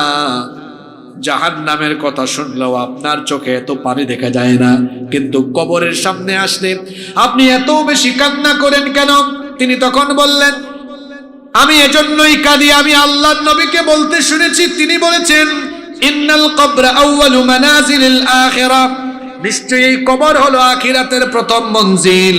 ফা ইন্না জা মিনহু ফামা বা'দাহু আইসারু মিন, এই কবরে যদি কেউ পাস হয়ে যায়, নাজাত পেয়ে যায়, বাকি সকল ধাপ সহজ হয়ে যাবে। ওয়া ইল্লাম ইয়ানজু মিনহু ফামা বা'দাহু আশুদ্দা মিন, আর এখানে যদি কেউ আটকে যায় পরবর্তী সকল ধাপে সে আটকে যাবে। আমি এজন্যই কান্না করি, কারণ হলো এই কবর এমন জায়গা ইন্নামাল কবরু রাউদাতুম মিন রিয়াদিল জান্নাহ আও হুফরাতুম মিন হুফারিন নার। এই কবর হয় কারো জন্য জান্নাতের বাগান, নইলে কারো জন্য হয়ে যাবে জাহান্নামের গর্ত। আমরা শেষের দিকে চলে আসছি, মনোযোগ বাড়ান। কথায় আছে শেষ ভালো যার, সব ভালো। কবরের মধ্যে দুই শ্রেণীর মানুষ দুই রকমের পরিস্থিতির সম্মুখীন হবে। এক শ্রেণী হলো নেককার, আরেক শ্রেণী হলো বদকার। এক শ্রেণী হলো যারা দুনিয়াতে ভালো আমল করে গিয়েছে, আল্লাহ আর রসুলের পথে জিন্দেগি যাপন করেছে, তাদের পরিস্থিতি একরকম। আর যারা সারাটা জীবন আল্লাহ আর রসুলের সঙ্গে নাফরমানি করেছে, সেই সকল নাফরমানদের পরিস্থিতি হবে আরেক রকম। কবরের মধ্যে নেককার লোকেরা 10টা নেয়ামত পাবে, আবার বদকার লোকেরা 10টা ক্ষতির সম্মুখীন হবে। বুঝে ফেলেন, ভালো করে শুনেন। নেককারদের জন্য 10টা সুসংবাদ, আর বদকারদের জন্য 10টা। জোরে বলেন। এবার আসেন সরাসরি আমরা হাদিসে চলে যাই। এক হাদিস দিয়ে আমরা শেষ করে ফেলবো। খেয়াল করে শুনেন, লম্বা হাদিস। বুখারীতে হাদিসটি এসেছে। আনাস ইবনে মালিক রাদিয়াল্লাহু আনহু এই হাদিসটি বর্ণনা করেছেন। তিনি বলেছেন, আল্লাহর রাসূল বলেছেন, ইন্নাল আবদা ইদা ওদিআ ফি কবরিহি ওয়া তাওয়াল্লা আনহু আসহাবুহু ওয়া ইন্নাহু লায়াসমাউ করাআ নিআলিহিম। তিনি বলেছেন, আল্লাহর রাসূল বলেছেন, যখন কোনো ব্যক্তিকে কবরে দাফন করা হয়, কবরে শোয়ানোর পরে, দাফন দেওয়ার পরে যখন তার সাথীরা জুতা পায়ে দিয়ে হেঁটে যায়, জুতার আওয়াজ ওই কবরে থাকা, শুয়ে থাকা লোকটাও শুনতে পায়। আল্লাহু আকবার। এখানে একটা বিষয় দেখেন, আশ্চর্য ব্যাপার। কবরের সাউন্ড আমাদের কানে আসে না, কিন্তু আমাদের বিষয় তার কানে ঠিকই যায়। কি আশ্চর্য এক জগৎ! আমরা দেখি না, তারা দেখে; আমরা শুনি না, তারা শুনে। আল্লাহর রাসূল বলেছেন, কবর দেওয়ার পরে যখন তার সাথীরা চলে যায়, এদের জুতার আওয়াজ পর্যন্ত কবরে শুয়ে থাকা লোকগুলো শুনতে পারে। যখন 40 কদম এরা চলে যায়, ফাতুআদু রূহুহু ফি জাসাদি, ওই ব্যক্তির কবরে তার শরীরের মধ্যে রূহ আবার ফিরিয়ে দেওয়া হয়। ফায়াতিহি মালাকান, অতঃপর 2 জন ফেরেশতা আগমন করেন। ফায়ুজলিসানি, এরপরে সেই লোকটাকে শোয়া থেকে উঠান। ফায়াকুলান, এরপরে এই 2 ফেরেশতা তাকে কিছু প্রশ্ন করেন। এবার আমরা চলে যাচ্ছি নেককারদের জন্য কবরে 10টা সুসংবাদ। জোরে বলেন, কয়টা সুসংবাদ? নেককার কারা? আজান হয়েছে, আল্লাহর বান্দা সব কাজ ফেলে নামাজে হাজির হয়েছে। আহারে, নামাজের অবস্থা তো বড় করুন। আমার দেশে মাহফিলে মানুষ বেশি নাকি নামাজের জামাতে মানুষ বেশি?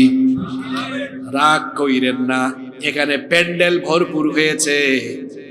এখন আগে আমরা শুনতাম, আমিও ছোটকালে ওয়াজ শুনতে যেতাম, এটা আমার বলতে পারেন একরকম নেশা ছিল। আমার এখনো মনে আছে, 10 মাইল 12 মাইল পর্যন্ত হেঁটে হেঁটে গিয়ে ওয়াজ শুনছি। বক্তার চেহারা কেমন, কণ্ঠ কেমন, এগুলো শোনার জন্য আমরা মাহফিলে যেতাম না। আমরা যেতাম কিছু কোরআন হাদিসের জ্ঞান নিয়ে আসার জন্য। এখন মাহফিল অনেক জায়গায় তামাশায় পরিণত হয়েছে। আয়োজক কমিটি মাহফিলের আয়োজন করে, দেখবেন কমিটি পর্যন্ত স্টেজে বসে না, আশেপাশে ঘুর ঘুর করে, মনে হয় সব সে জানে। আছে না নাই? মাহফিলের আয়োজন করলে কমিটি শুদ্ধ প্যান্ডেলে বসে যাবেন, সব কাজ বন্ধ, সব বসে যাবেন, বসে বসে শুনবেন। এখন ফ্যাশন হয়ে গিয়েছে অনেক জায়গায়। কেউ বা বাইরে আড্ডা মারে, কেউ বা হুজুরের চেহারা দেখতে আসে, কেউ বা সেলিব্রিটি হুজুর দেখতে আসে। আছে না নাই? হেদায়েতের জন্য বেশি মানুষ আসে না। এখন দেখা যায় প্যান্ডেলে বসে যারা ওয়াজ শোনে, আল্লাহর বহু কুতুব হয়তো এখানে আছে যারা এশার নামাজটা বাদ দিয়ে ওয়াজ শুনতে বসে গেছে। ওয়াজ শোনা হলো নফল, নামাজ আদায় করা হলো রাত 12টা পর্যন্ত ওয়াজ শুনে। ফজরের নামাজ যদি আদায় করে না, এই লোকটার সারা জীবন ওয়াজ শুনেও কোনো ফায়দা হবে। এখন আবার বলি না, তাহলে ওয়াজ দিয়ে কি হবে? আমার দেশে কিন্তু এরকম কিছু মানুষ বের হয়েছে, ওই ওয়াজ মাহফিল দি কি হয়, এগুলো এত বেশি বাড়ছে কি? আমি বলি এত চোখের মধ্যে রঙিন চশমা লাগিয়ে দিয়েছে। ব্যাককল কোথাকার! এই ব্যাককল কি দেখে না যে প্রতিটা এলাকা থেকে যাত্রা গান, বাউল গান, ফাউল গান বিদায় হয়েছে? প্রতিটা এলাকায় মানুষ এখন কুরআনমুখী হয়েছে। হ্যাঁ, আমি একমত। শুধু ওয়াজ নসিহত দিয়ে মানুষকে হেদায়েত করা যাবে না। আপনি 1 ঘন্টায় মানুষ হেদায়েত বানাবেন কেমনে? কি করে সম্ভব এটা? আপনি হেদায়েত বানাইতে পারবেন তখন আপনার দেশে যে সিলেবাস আছে, কারিকুলাম আছে, ওখানে আল্লাহর কোরআনকে, হাদিসকে বাধ্যতামূলক করে দেন। একটি আলোকিত, একটি কোরআনময় প্রজন্ম তখন তৈরি হবে। এটারও দরকার আছে। নইলে তো যুবকরা দেখা যাবে মাহফিল নাই, শুরু করবে আউল আর বাউল। দেখেন না অনেক জায়গায় বাউল গান আছে। এই বাউলের কথা তো বলছিলাম কিন্তু ভুলে গেলাম। এই আবুল সরকারের পক্ষ নিয়েছে বাংলাদেশে কিছু বাম, রাম, নাস্তিক এবং রাজনীতিবিদরা। সবাইকে সতর্ক করছি, এটা 90% মুসলমানের দেশ। এখানে নেতা নেত্রীর বিরুদ্ধে কথা বললে যদি জেল হয়, আল্লাহ আর তার রাসূলের বিরুদ্ধে কথা বললে মৃত্যুদণ্ড দিতে হবে। তার মুক্তির ব্যাপারে কেউ কেউ আওয়াজ তুলেছে। কিছু রাজনৈতিক দলের নেতৃবৃন্দকেও দেখলাম নিজেদের পরিণতি খারাপ করবার আগে এই দেশের সেন্টিমেন্ট, জনগণ, মানুষের সেন্টিমেন্ট, পালস বোঝার চেষ্টা করে। এই দেশে বাম, রাম, জাহান্নামের কীট, এদের সংখ্যা বড় কম, কিন্তু তাওহীদবাদীদের সংখ্যা এই দেশে কম না বেশি? জোরে বলেন, কম না বেশি? তাই বাক স্বাধীনতা, এটা কোন জাতের বাক স্বাধীনতা যে সে আমার আল্লাহ এবং রাসূলকে নিয়ে কটাক্ষ করবে? যদি এটা তার বাক স্বাধীনতা হয়, তাহলে দেশে তাওহীদবাদী মুসলমান, এইরকম কোন আল্লাহদ্রোহী, খোদাদ্রোহী এবং আল্লাহর রাসূলের শান মান নষ্টকারী এই ধরনের লোকরা যদি কথা বললে সেটা বাক স্বাধীনতা হয়, তাহলে এদেরকে আঘাত করা এটা হবে আমাদের হাতের স্বাধীনতা। তো বাক স্বাধীনতা যদি থাকতে পারে এই দেশে, হাতের স্বাধীনতাও থাকবে। আর যদি বলেন আইনের শাসন প্রতিষ্ঠা করতে চান, তাহলে দেশে আইন করেন যে কেউ এই দেশে ধর্ম অবমাননা করতে পারবে। আল্লাহকে গালি দেওয়া, রসুলকে গালি দেওয়া, এটা কি ধর্ম অবমাননা নয়? যদি বলেন বাক স্বাধীনতা, আমি তো বলে গিয়েছি, তাইলে এদেরকে কতল করা এইটাও হবে মুসলমানদের হাতের স্বাধীনতা। আর যদি বলেন যে না আইনের শাসন চাই, তো আইন করেন না কেন? আপনি আইন করেন যে ধর্ম অবমাননা করলে এই শাস্তি দেওয়া হবে। আপনি এই দিকে তেল মারেন আর ওই দিকে মুসলমানদের সাথে প্রতারণা করবেন, এইরকম দুমুখ নীতি এই বাংলাদেশে হতে দেওয়া হবে। আপনারা কি আমার কথায় বেজার হয়ে গেলেন নাকি? বলছিলাম কবরে নেককারদের জন্য কয়টা সুসংবাদ? 10টা সুসংবাদ। 5 ওয়াক্তের নামাজি, নামাজের কথাই বলছিলাম। আমার যুবক ভাইয়েরা, আল্লাহর ওয়াস্তে নামাজ ছাড়বেন না, পা ধরে বলে গেলাম। নামাজ নামাজ নামাজ কখনো ছাড়বেন না। যার মধ্যে নামাজ নাই তার মধ্যে ঈমান নাই, এটা আমার মতো হুজুরের কথা নয়, বলেছেন বড় হুজুর মুহাম্মদ সাল্লাল্লাহু। যার মধ্যে নামাজ নাই তার মধ্যে ঈমান নাই, যার মধ্যে নামাজ নাই তার জান্নাতে যাওয়ারও কোনো সুযোগ নাই। ও ভাই, যে ঈমান আপনাকে মসজিদে আনতে পারে না, এ দুর্বল ঈমান আপনাকে জান্নাতেও নিতে পারবে। এজন্য যুবক ভাইদেরকে বলবো 5 ওয়াক্তের নামাজি হয়ে যান। বাবাদেরকে বলবো, মা বোনদেরকে বলবো 5 ওয়াক্তের নামাজি হয়ে যান। নামাজিদেরকে যিনি সফলতা দিবেন, জোরে বলেন তিনি কি? ওয়াজ তো সবাই জানেন, কিন্তু আমল শুধু হয় না। দেখেন কিয়ামতের ময়দানে আল্লাহ প্রথম যে আমলের হিসাব চাইবেন, সে আমলের নাম কি? ওয়াজ তো আপনারাই জানেন কি ওয়াজ করতাম। এজন্য কথা হবে কম, কাজ হবে বেশি। আমাদের দেশে হবে সেই ছেলে কবে কথায় না বড় হয়ে কাজে। নামাজ ছেড়ে দিলে খুশি হয় শয়তান, আর আদায় করলে খুশি হন কে? তা আপনারা কি আজকে ফজর থেকে নিয়ে নামাজ ছেড়ে দিয়ে শয়তানকে খুশি করতে চান নাকি? জোরে বলেন, চান নাকি? আমরা খুশি করব কারে? তাহলে 5 ওয়াক্ত নামাজ আদায় করব কিনা? রাজি আছেন? নামাজ, অন্যান্য মৌলিক ফরজ আমলগুলো, ফরজ ইবাদতগুলো, আব্বা আম্মার খেদমত, বান্দার হক, মানুষের হক যথাযথভাবে আদায় করা, এই লোকগুলো যখন কবরের মধ্যে চলে যাবে, এই নেককার লোকেরা কবরের মধ্যে 10টা নেয়ামত পাবে। নাম্বার 1, 1 নাম্বার কবরের 3টা সওয়াল, 3টা প্রশ্নের জবাব সে দিয়ে দিতে পারবে। সুবহানাল্লাহ। ফেরেশতা এসে বলবে মার রব্বুকা, তোমার রব কে? সে তখন বলবে রব্বি আল্লাহ, আমার রব হলেন আল্লাহ। ফেরেশতা বলবে মা দীনুকা, তোমার দিন কি? সে বলবে দীনি আল ইসলাম। ফেরেশতা বলবে মা হাদার রাজুলু আল্লাযী বুইসা ফীকুম, আল্লাহ রাসূলের চেহারা মুবারক দেখা বলা হবে, উনাকে কি চিনো নাকি, যাকে তোমাদের জন্য পাঠানো হয়েছিল? তখন বলবে কেন চিনব না, সারাটা জীবন এই নবীকে আমি অনুসরণ করলাম। হাদা নাবিয়ুনা মুহাম্মাদুর রাসূলুল্লাহ সাল্লাল্লাহু আলাইহি ওয়াসাল্লাম। নেককার লোকেরা 3টা প্রশ্নের জবাব যখন দিয়ে দিবে, গায়েব থেকে আওয়াজ আসবে, আল্লাহ তখন বলবেন আন সাদাকা আব্দি, আমার বান্দা সত্য কথা বলেছে। এবার 2 নাম্বার যে সুসংবাদ এবং নিয়ামত তাকে দেওয়া হবে, আল্লাহ বলবেন আমার বান্দা সে বড় নেককার মানুষ, দিনদার মানুষ। তাকে তার সাথীরা, পৃথিবীর মানুষেরা তাকে মাটির বিছানায় শুইয়ে গিয়েছে। ও আমার ফেরেশতারা, আমার এই নেককার বান্দার কবর, তার এই কবরের মধ্যে মাটির বিছানা আর রেখো না, ফাআফরিশুহু মিনাল জান্নাহ, তার কবরের মধ্যে জান্নাতের বিছানা বিছায়া দাও। 3 নাম্বার আল্লাহ বলবেন ও ফেরেশতারা, এই নেককার বান্দাকে 3 নাম্বার যে নিয়ামত এবং সুসংবাদ দিবে সেটা হলো ওয়া আলবিসুহু মিনাল জান্নাহ। দুনিয়ার মানুষরা তার সাদা কাফন পরায়া কবরে রেখে গিয়েছে, এই সাদা কাফন তার গা থেকে খুলে দাও, আর তার শরীরের মধ্যে আমার জান্নাতের তৈরি জান্নাতি পোশাক পরায়া দাও। 4 নাম্বার ওয়াফতাহু লাহু বাবান ইলাল জান্নাহ, জান্নাতের দিক থেকে একটা দুয়ার তার কবরের দিকে খুলে দাও, যাতে করে কবর থেকে সে জান্নাতের নয়নাভিরাম দৃশ্যগুলো দেখতে পারে। সুবহানাল্লাহ। 5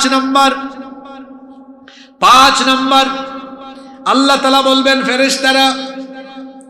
ফেরেশতারা জান্নাতের সুগন্ধ, জান্নাতের পবিত্র সুগন্ধি তার কবরের দিকে দিয়ে দাও, যাতে তার গোটা কবরটা সুগন্ধে যুক্ত হয়ে যায়। 6 নাম্বার নেয়ামত হলো মাত্র 3.5 হাত তার কবর, ছোট্ট জায়গায় থাকবে কেমনে? দুনিয়াতে 180, 200 স্কয়ার ফিট, 250, 300 স্কয়ার ফিটের 15 বাই 15, 20 বাই 20 এত বড় বড় বেডরুমে থেকেছে, এখন রেখে গিয়েছে 3.5 হাত কবরে। আমার এই নেককার দিনদার বান্দার কবরটাকে এত সংকীর্ণ রেখো না। ওয়ায়ুফসাহু লাহু ফি কবরিহি মাদ্দা বাসারিহি, তার চোখের দৃষ্টি যাবে যত দূর, তার কবরটাকে প্রশস্ত করে দাও তত দূর। 7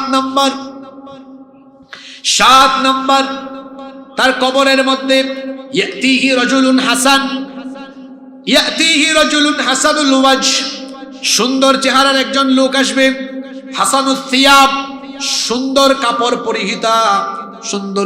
পরিহিত, তাইয়্যিবুর রিহ, উত্তম সুগন্ধে যুক্ত।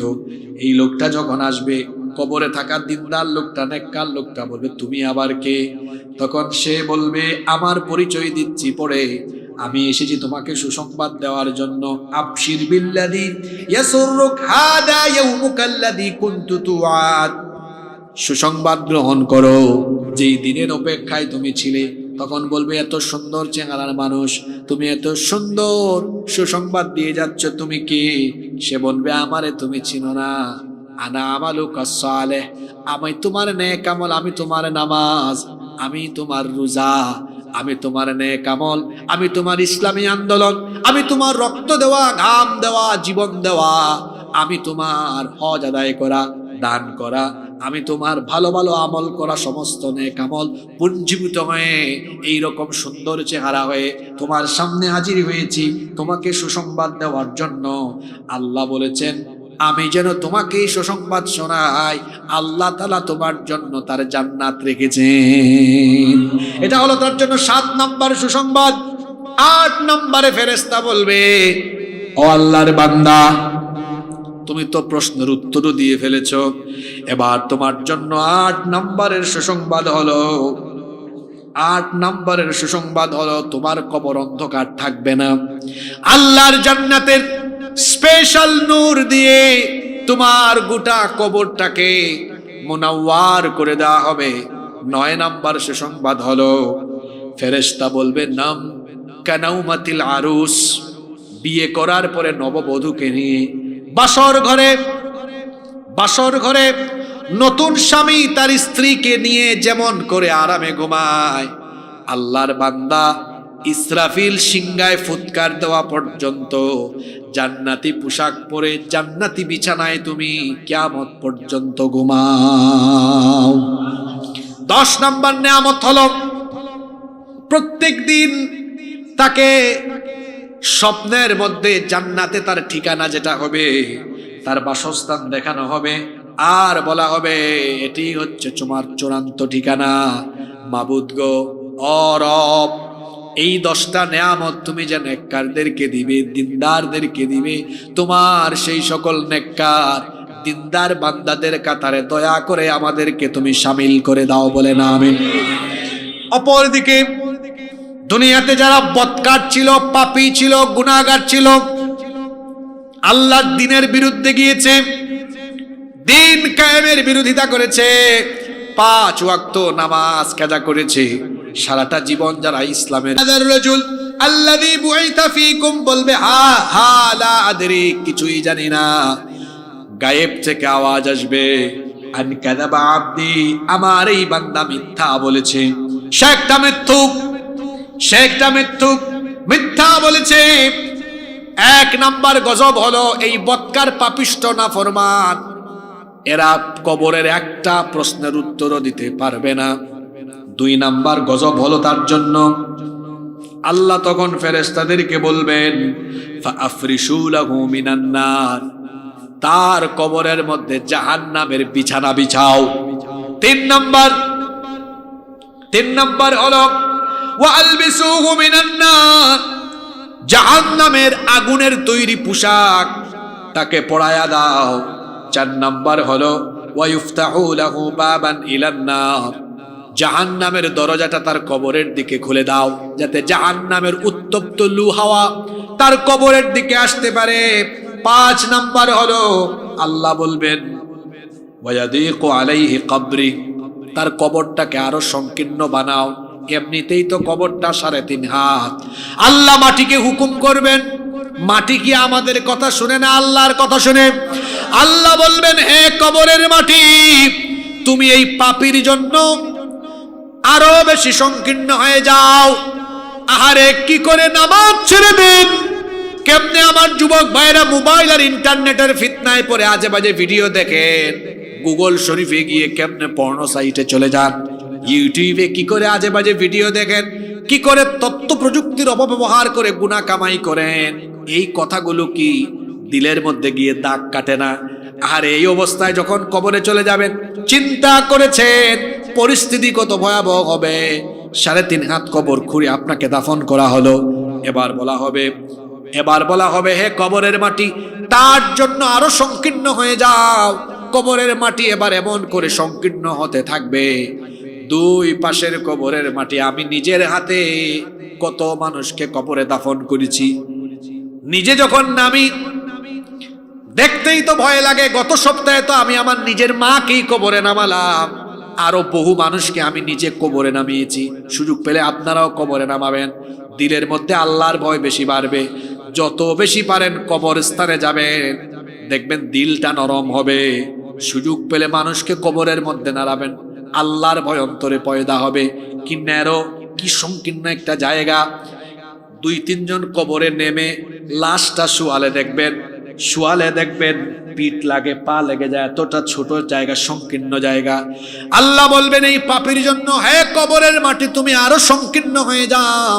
কবরের 2 পাশের মাটি এবার ধীরে ধীরে করে এইভাবে চেপে আসতে থাকবে, এমন ভাবে সংকীর্ণ হবে 2 পাশের মাটি এক হয়ে যাবে। এক হয়ে দেহটাকে এমন একটা চাপ মারবে, এক পাশের পাঁজর গিয়ে অন্য পাশের পাঁজরে এইভাবে ঢুকে যেতে থাকবে। আল্লাহ গো, এমন কঠিন আযাব কবরে আমরা নিতে পারবো না, তুমি আমাদেরকে হেফাজত করো, বলে না আমিন। এটা হলো পাপীদের জন্য 5 নাম্বার গজব। 6 নাম্বার হলো এক ভয়ঙ্কর কালো চেহারা বিশিষ্ট, দুর্গন্ধ বিশিষ্ট এক লোক আসবে, এসে বলবে, পাপী তোর জন্য দুঃসংবাদ। জিজ্ঞেস করা হবে, তুমি আবার কে? তখন বলবে, আমারে চিনো না, আমি হলাম তোমার গাঁজা খাওয়া, আমি হলাম তোমার পর্ন মুভি দেখা, আমি হলাম তোমার আকাম কুকাম জেনা বেবিচার, আমারে চিনো না, আমি হলাম তোমার মদের আসরে যাওয়া, আমি হলাম তোমার ইসলাম বিরোধিতা, আমি হলাম তোমার নাফরমানি। সংক্ষিপ্ত ভাবে যদি বলি, আমি হলাম তোমার বদ আমল। এই বদ সুরত দিয়ে আল্লাহ পাঠিয়েছেন তোমাকে দুঃসংবাদ দেওয়ার জন্য। 7 নাম্বার, তার কবরের মধ্যে এমন কিছু ফেরেশতা নিযুক্ত করা হবে যারা তাকে এমন ভাবে প্রহার করবে লোহার হাতুড়ি দিয়ে। আল্লাহর নবী বলেছেন, লাউ দরাবা বিহা জাবালুন। এই হাদিসটা পড়লে আমার গায়ের লোম পর্যন্ত দাঁড়িয়ে যায়, কি ভয়ঙ্কর কথা। আল্লাহর নবী বলেছেন, লাউ দরাবা বিহা জাবালুন, এমন লোহার তৈরি হাতুড়ি বা লাঠি দিয়ে পিটানো হবে, এগুলা দিয়ে যদি বিশাল কোনো পাহাড়ে একবার আঘাত করা হয়, লাসারা তোরা, বা বিশাল পাহাড় মাটি এবং বালু হয়ে উড়ে যাবে। এই রকমের হাতুড়ি কিংবা এই রকমের হাতিয়ার দিয়ে কবরের মধ্যে বদকারদেরকে পেটানো হবে। নাম্বার 8। 8 নাম্বার, এদের কবরের মধ্যে ভয়ঙ্কর সাপ ছেড়ে দেওয়া হবে, এগুলো তাকে দংশন করতে থাকবে। 9 নাম্বার হলো বিভিন্ন রকমের শাস্তি, পাপ ভেদে নানা রকম পাপ অনুযায়ী নানা রকম শাস্তি হবে। 10 নাম্বার হলো তার কবরটা অন্ধকার হয়ে যাবে, আর তাকে প্রত্যেক দিন জাহান্নামে তার চূড়ান্ত ঠিকানা দেখিয়ে বলা হবে, হাদা মাকাদুকা হাত্তা ইয়াবআসাকা আল্লাহু ইয়াউমাল কিয়ামাহ। কিয়ামত হবে না যতক্ষণ, তোমার অবস্থান হলো এখানে ততক্ষণ, আর কিয়ামতে এটাই হলো তোমার চূড়ান্ত ঠিকানা। মাবুদ গো, ও আমাদের রব, এই 10টার কোনোটাই নেওয়ার মতো লোড সহ্য ক্ষমতা আমাদের নাই। আল্লাহ, তোমার জাহান্নাম থেকে আমাদেরকে বাঁচাও, কবরের শাস্তি থেকে আমাদেরকে বাঁচায় দাও, বলে না আমিন। এবার একটা হোমওয়ার্ক নিয়ে বাড়িতে যান, 5 মিনিট থাকতে পারবেন না সবাই? এবার এই কবরের শাস্তি থেকে আমরা বাঁচতে চাই কি চাই না? কবরের শাস্তি থেকে যদি বাঁচতে চান, 3টা মৌলিক আমল দিয়ে যাচ্ছি, এই আমলগুলো আমরা করব ইনশাআল্লাহ। 1 নাম্বার হলো, কবরের শাস্তি থেকে যদি আমরা বাঁচতে চাই, দুনিয়াতে যতদিন আমরা হায়াত পাবো বেশি বেশি নেক আমল করব। রাজি আছেন না নাই? দেখেন আল্লাহর রাসূলের হাদিসটা আপনাদেরকে শোনাই। তাবরানীর বিশুদ্ধ সনদে হাদিসটি বর্ণিত হয়েছে। সবচেয়ে বেশি সংখ্যক হাদিস যিনি বর্ণনা করেছেন, আবু হুরায়রা রাদিয়াল্লাহু আনহু, এই হাদিসের বর্ণনাকারী সাহাবী। তিনি বলছেন, আল্লাহর নবী বলেছেন, ইন্নাল মাইয়িতা ইদা ওদিআ ফি কবরি, যখন কোনো মাইয়িতকে কবরে রাখা হয়, ইন্নাহু ইয়াসমাউ খাফকা নিআলিহিম হিনা ইউওয়াল্লাউনা, তার সাথীরা যখন তাকে কবরে রেখে চলে যায়, তাদের জুতার আওয়াজ পর্যন্ত সে শুনতে পায়। ফা ইন কানা মুমিনান, যদি সে মুমিন হয়, কবরে রেখে যখন তার সাথীরা চলে যায়, হাদিসটা খেয়াল করেন, মুমিন যদি হয়, কানাতিস সালাতু ইনদা রাসিহি, নামাজ তার মাথার দিকে এসে, নামাজ তার মাথার দিকে থাকে, নামাজ মাথার দিকে গিয়ে ওই যে মাথার দিকের মাটি, সেটাকে বলে, হ্যাঁ মাটি খবরদার, আল্লাহর বান্দার সাথে দুর্ব্যবহার বেয়াদবি করিস না, আমি হলাম তার নামাজ। আজকে কবরের শাস্তি থেকে প্রোটেকশন দেওয়ার জন্য তার নামাজ আমি দাঁড়িয়ে গেলাম। আল্লাহু আকবার। আল্লাহ রাসূল বলেছেন, কানাতিস সালাতু ইনদা রাসিহি, নামাজ তার মাথার দিকে থাকবে। ওয়া কানাস সিয়ামু আন ইয়ামিনিহি, ডান দিকে রোজা থাকবে। ওয়া কানাতিজ যাকাতু আন শিমালিহি, বাম দিকে যাকাত থাকবে। ওয়া কানা ফিআলুল খায়রাতি মিনাস সাদাকাতি ওয়াস সিলাতিল মারুফি ওয়াল ইহসানি ইলান নাসি ইনদা রিজলাইহি, আর অন্যান্য যত নেক আমল আছে, যেমন দান সদকা, তারপরে মানুষের সাথে সুন্দর আচরণ, নেক আমল, দ্বীনের পক্ষে থাকা, ইসলামের পক্ষে থাকা, এই সবগুলো আমল তার পায়ের দিকে চলে যাবে। দেখেন, নামাজ হলো মাথার দিকে, খুব সুন্দর কথা, নামাজ মাথার দিকে, তারপরে রোজা ডান দিকে, যাকাত বাম দিকে, অন্যান্য সকল আমল পায়ের দিকে। কোনো দিক কি বাকি আছে নাকি? আসতে বলবেন না, জোরে বলেন, বাকি আছে নাকি? সব আমল চতুর্দিকে দাঁড়িয়ে যাবে আর বলবে, হে কবরের মাটি, সাবধান করলাম, সতর্ক করলাম, আল্লাহর এই মুমিন বান্দার সাথে তুমি বেয়াদবি করো না, দুর্ব্যবহার করো না, কারণ আমরা তার নেক আমল চতুর্দিকে তার জন্য দাঁড়িয়ে গেলাম। আল্লাহ তখন কবরের মাটিকে বলবেন, কবরের মাটি সাবধান, আমার বান্দার সাথে কোনো ধরনের বেয়াদবি করবা না, আমার বান্দার জন্য এই কবরটাকে আমি জান্নাতের বাগান বানিয়ে দিলাম। তাহলে বোঝা গেল কবরের শাস্তি থেকে বাঁচতে হলে নামাজের দরকার আছে না নাই? অন্যান্য সকল নেক আমলের দরকার আছে না নাই? এই জন্য আমরা কোনো নেক আমল ছাড়বো না। এই জন্য একজন মনীষী বলেছেন, নেকির কাজ যত ছোট হোক ছাড়া যাবে না, আবার পাপের কাজ যত ছোট হোক সেইটাও করা যাবে, ছোট পাপ করা যাবে না, আবার ছোট নেক আমল সেইটাকেও ছেড়ে দেওয়া যাবে।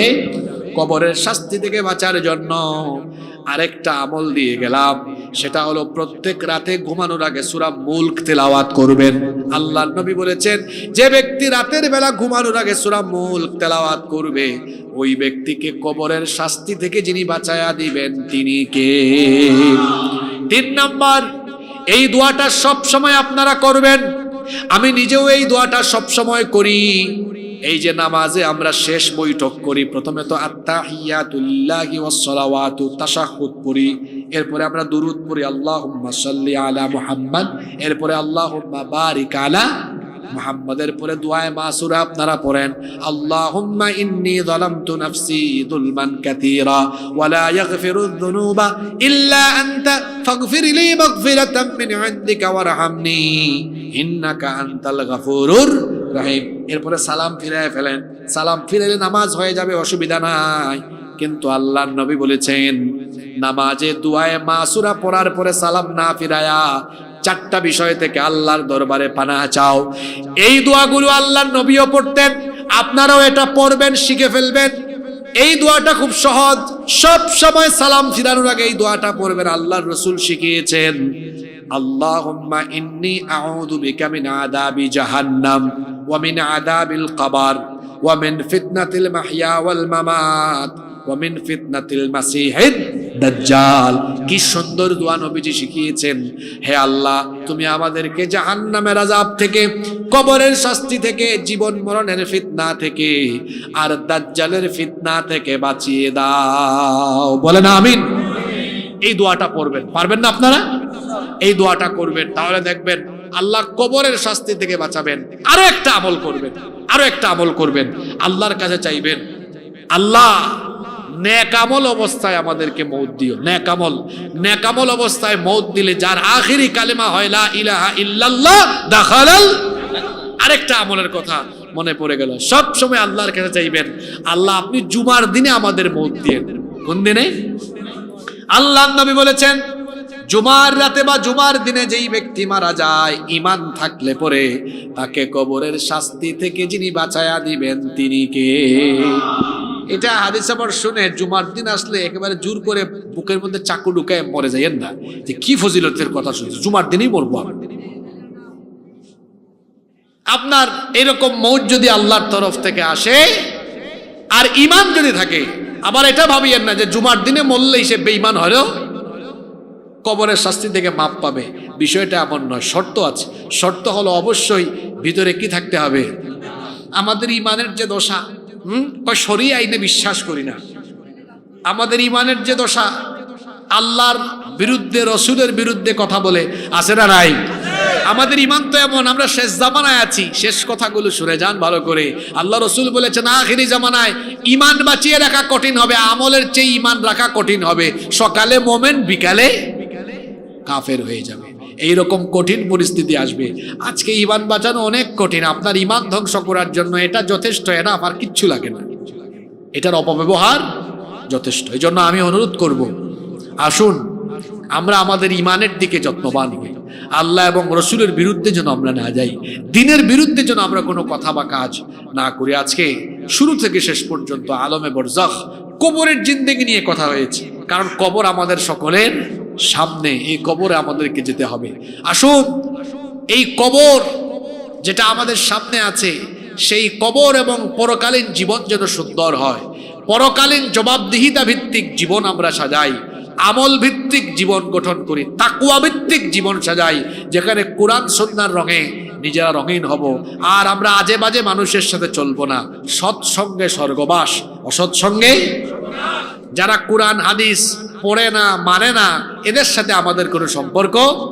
যারা দেখা হলে নামাজের কথা বলে, নামাজের দিকে ডাকে, তাহাজ্জুদে ডাকে, দেখা হলে কোরআন গিফট করে, হাদিস গিফট করে, ইসলামী সাহিত্য দেয়, দ্বীনের দিকে ডাকে, কোরআনের মিছিলের দিকে ডাকে, তাদের সাথে আমরা আসি না নাই? আল্লাহ আমাদেরকে দিনদারদের সাথে রাখুন। আল্লাহ আমাদেরকে দিনদার মানুষদের বন্ধু বানায় দান, বলেন আমিন।